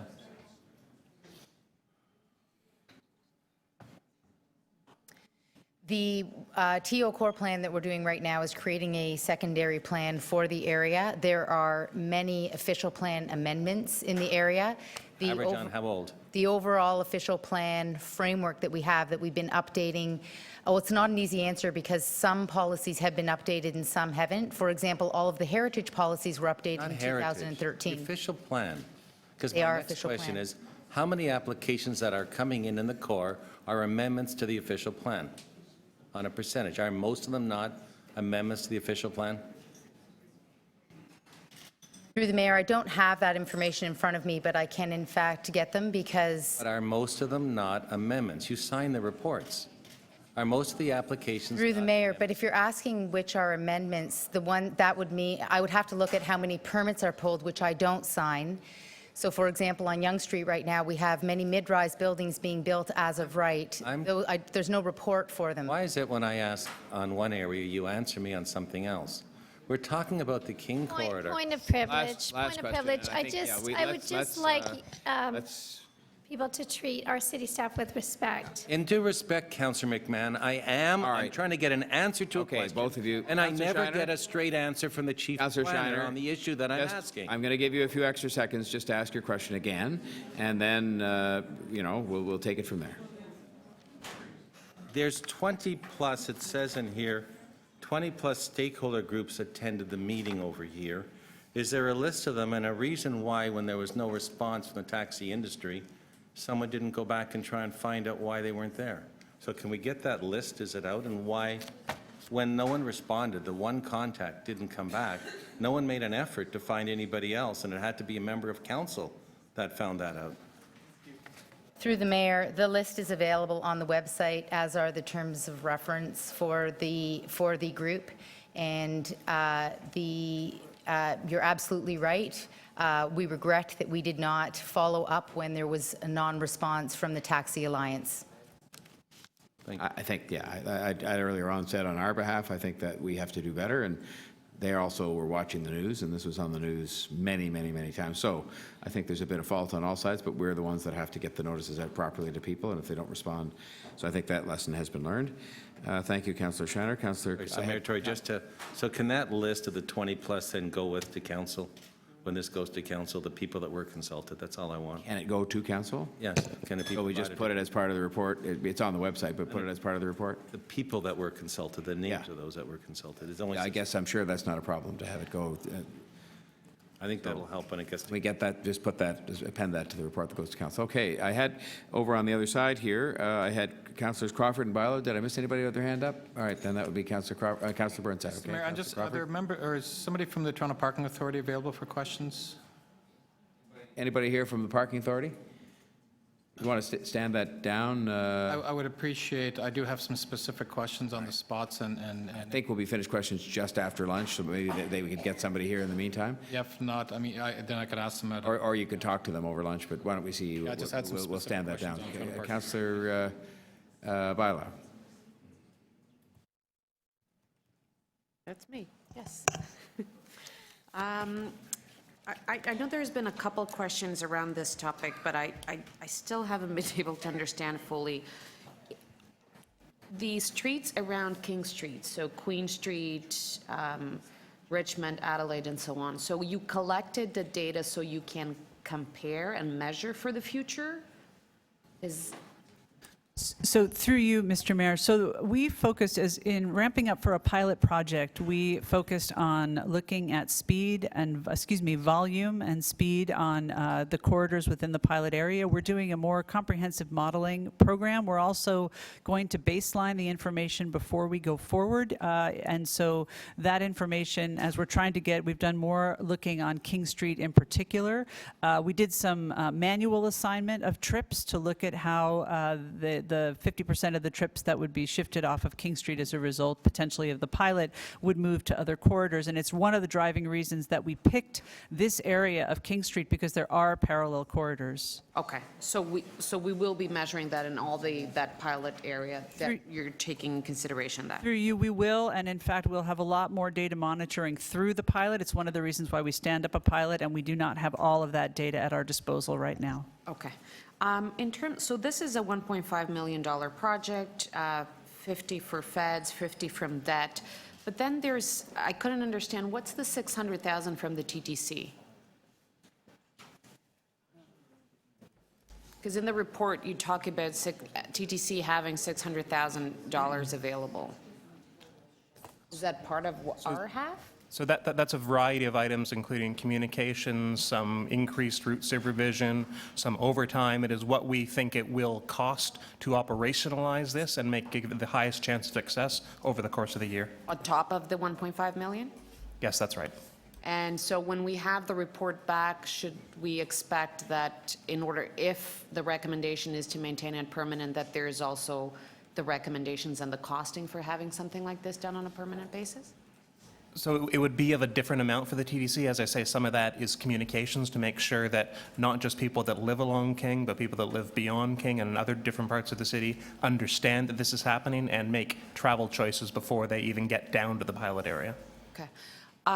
So, and now I might be giving away how not technological savvy I am. So, but how fast, because this is a pilot project, so how fast and will they pick up these changes, things like Google Maps and so on, will they pick up immediately? So if I'm Googling an address on King Street, will they pick up immediately? Because I'm sure a lot of people will be doing that to familiarize themselves with these changes.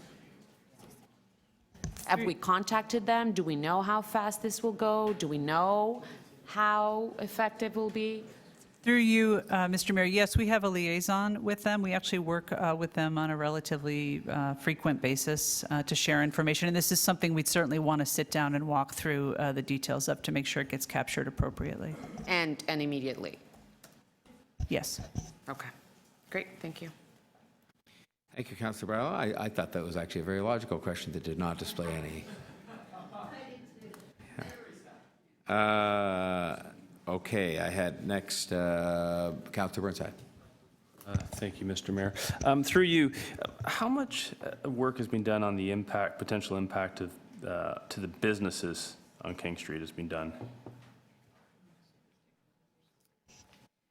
Through the mayor, we've worked very closely with the BIAs along the corridor, and one of the reasons why the concepts changed so significantly from the 3 concepts that were proposed and discussed at our second meeting was in response to the concerns that were raised not only by the BIAs, but also some individual significant property owners, such as the Mervish Group. Okay. So there have been amendments and changes that have been made over the course of the past several months to respond to the concerns, which is one of the reasons why I think you don't hear them raising concerns in deputations today. But a significant amount of collaboration has taken place and will continue to take place throughout implementation, particularly related to the design of the public space. Okay, thanks. How much research has been done specifically in terms of impacting on cabs? Because I presume they're a business that operates in the area.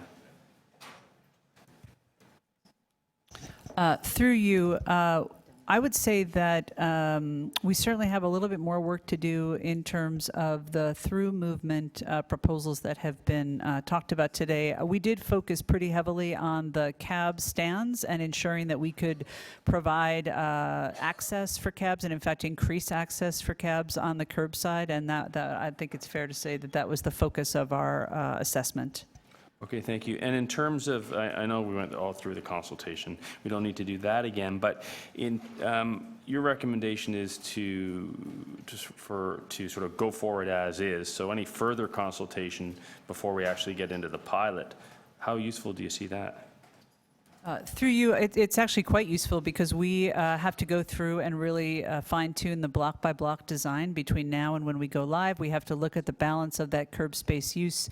We talked a lot about right-turning movements. We know that many of those blocks we're going to have sufficient queue lanes for right-turning vehicles. And we also need to understand where we have businesses and BIAs who are interested in public space so that we can look more closely at those proposals, as well as the location of load zones. So there's quite a bit of work that we would do over the course of the summer and into the fall to tie down those specific block-by-block curb space arrangements. Okay, thank you.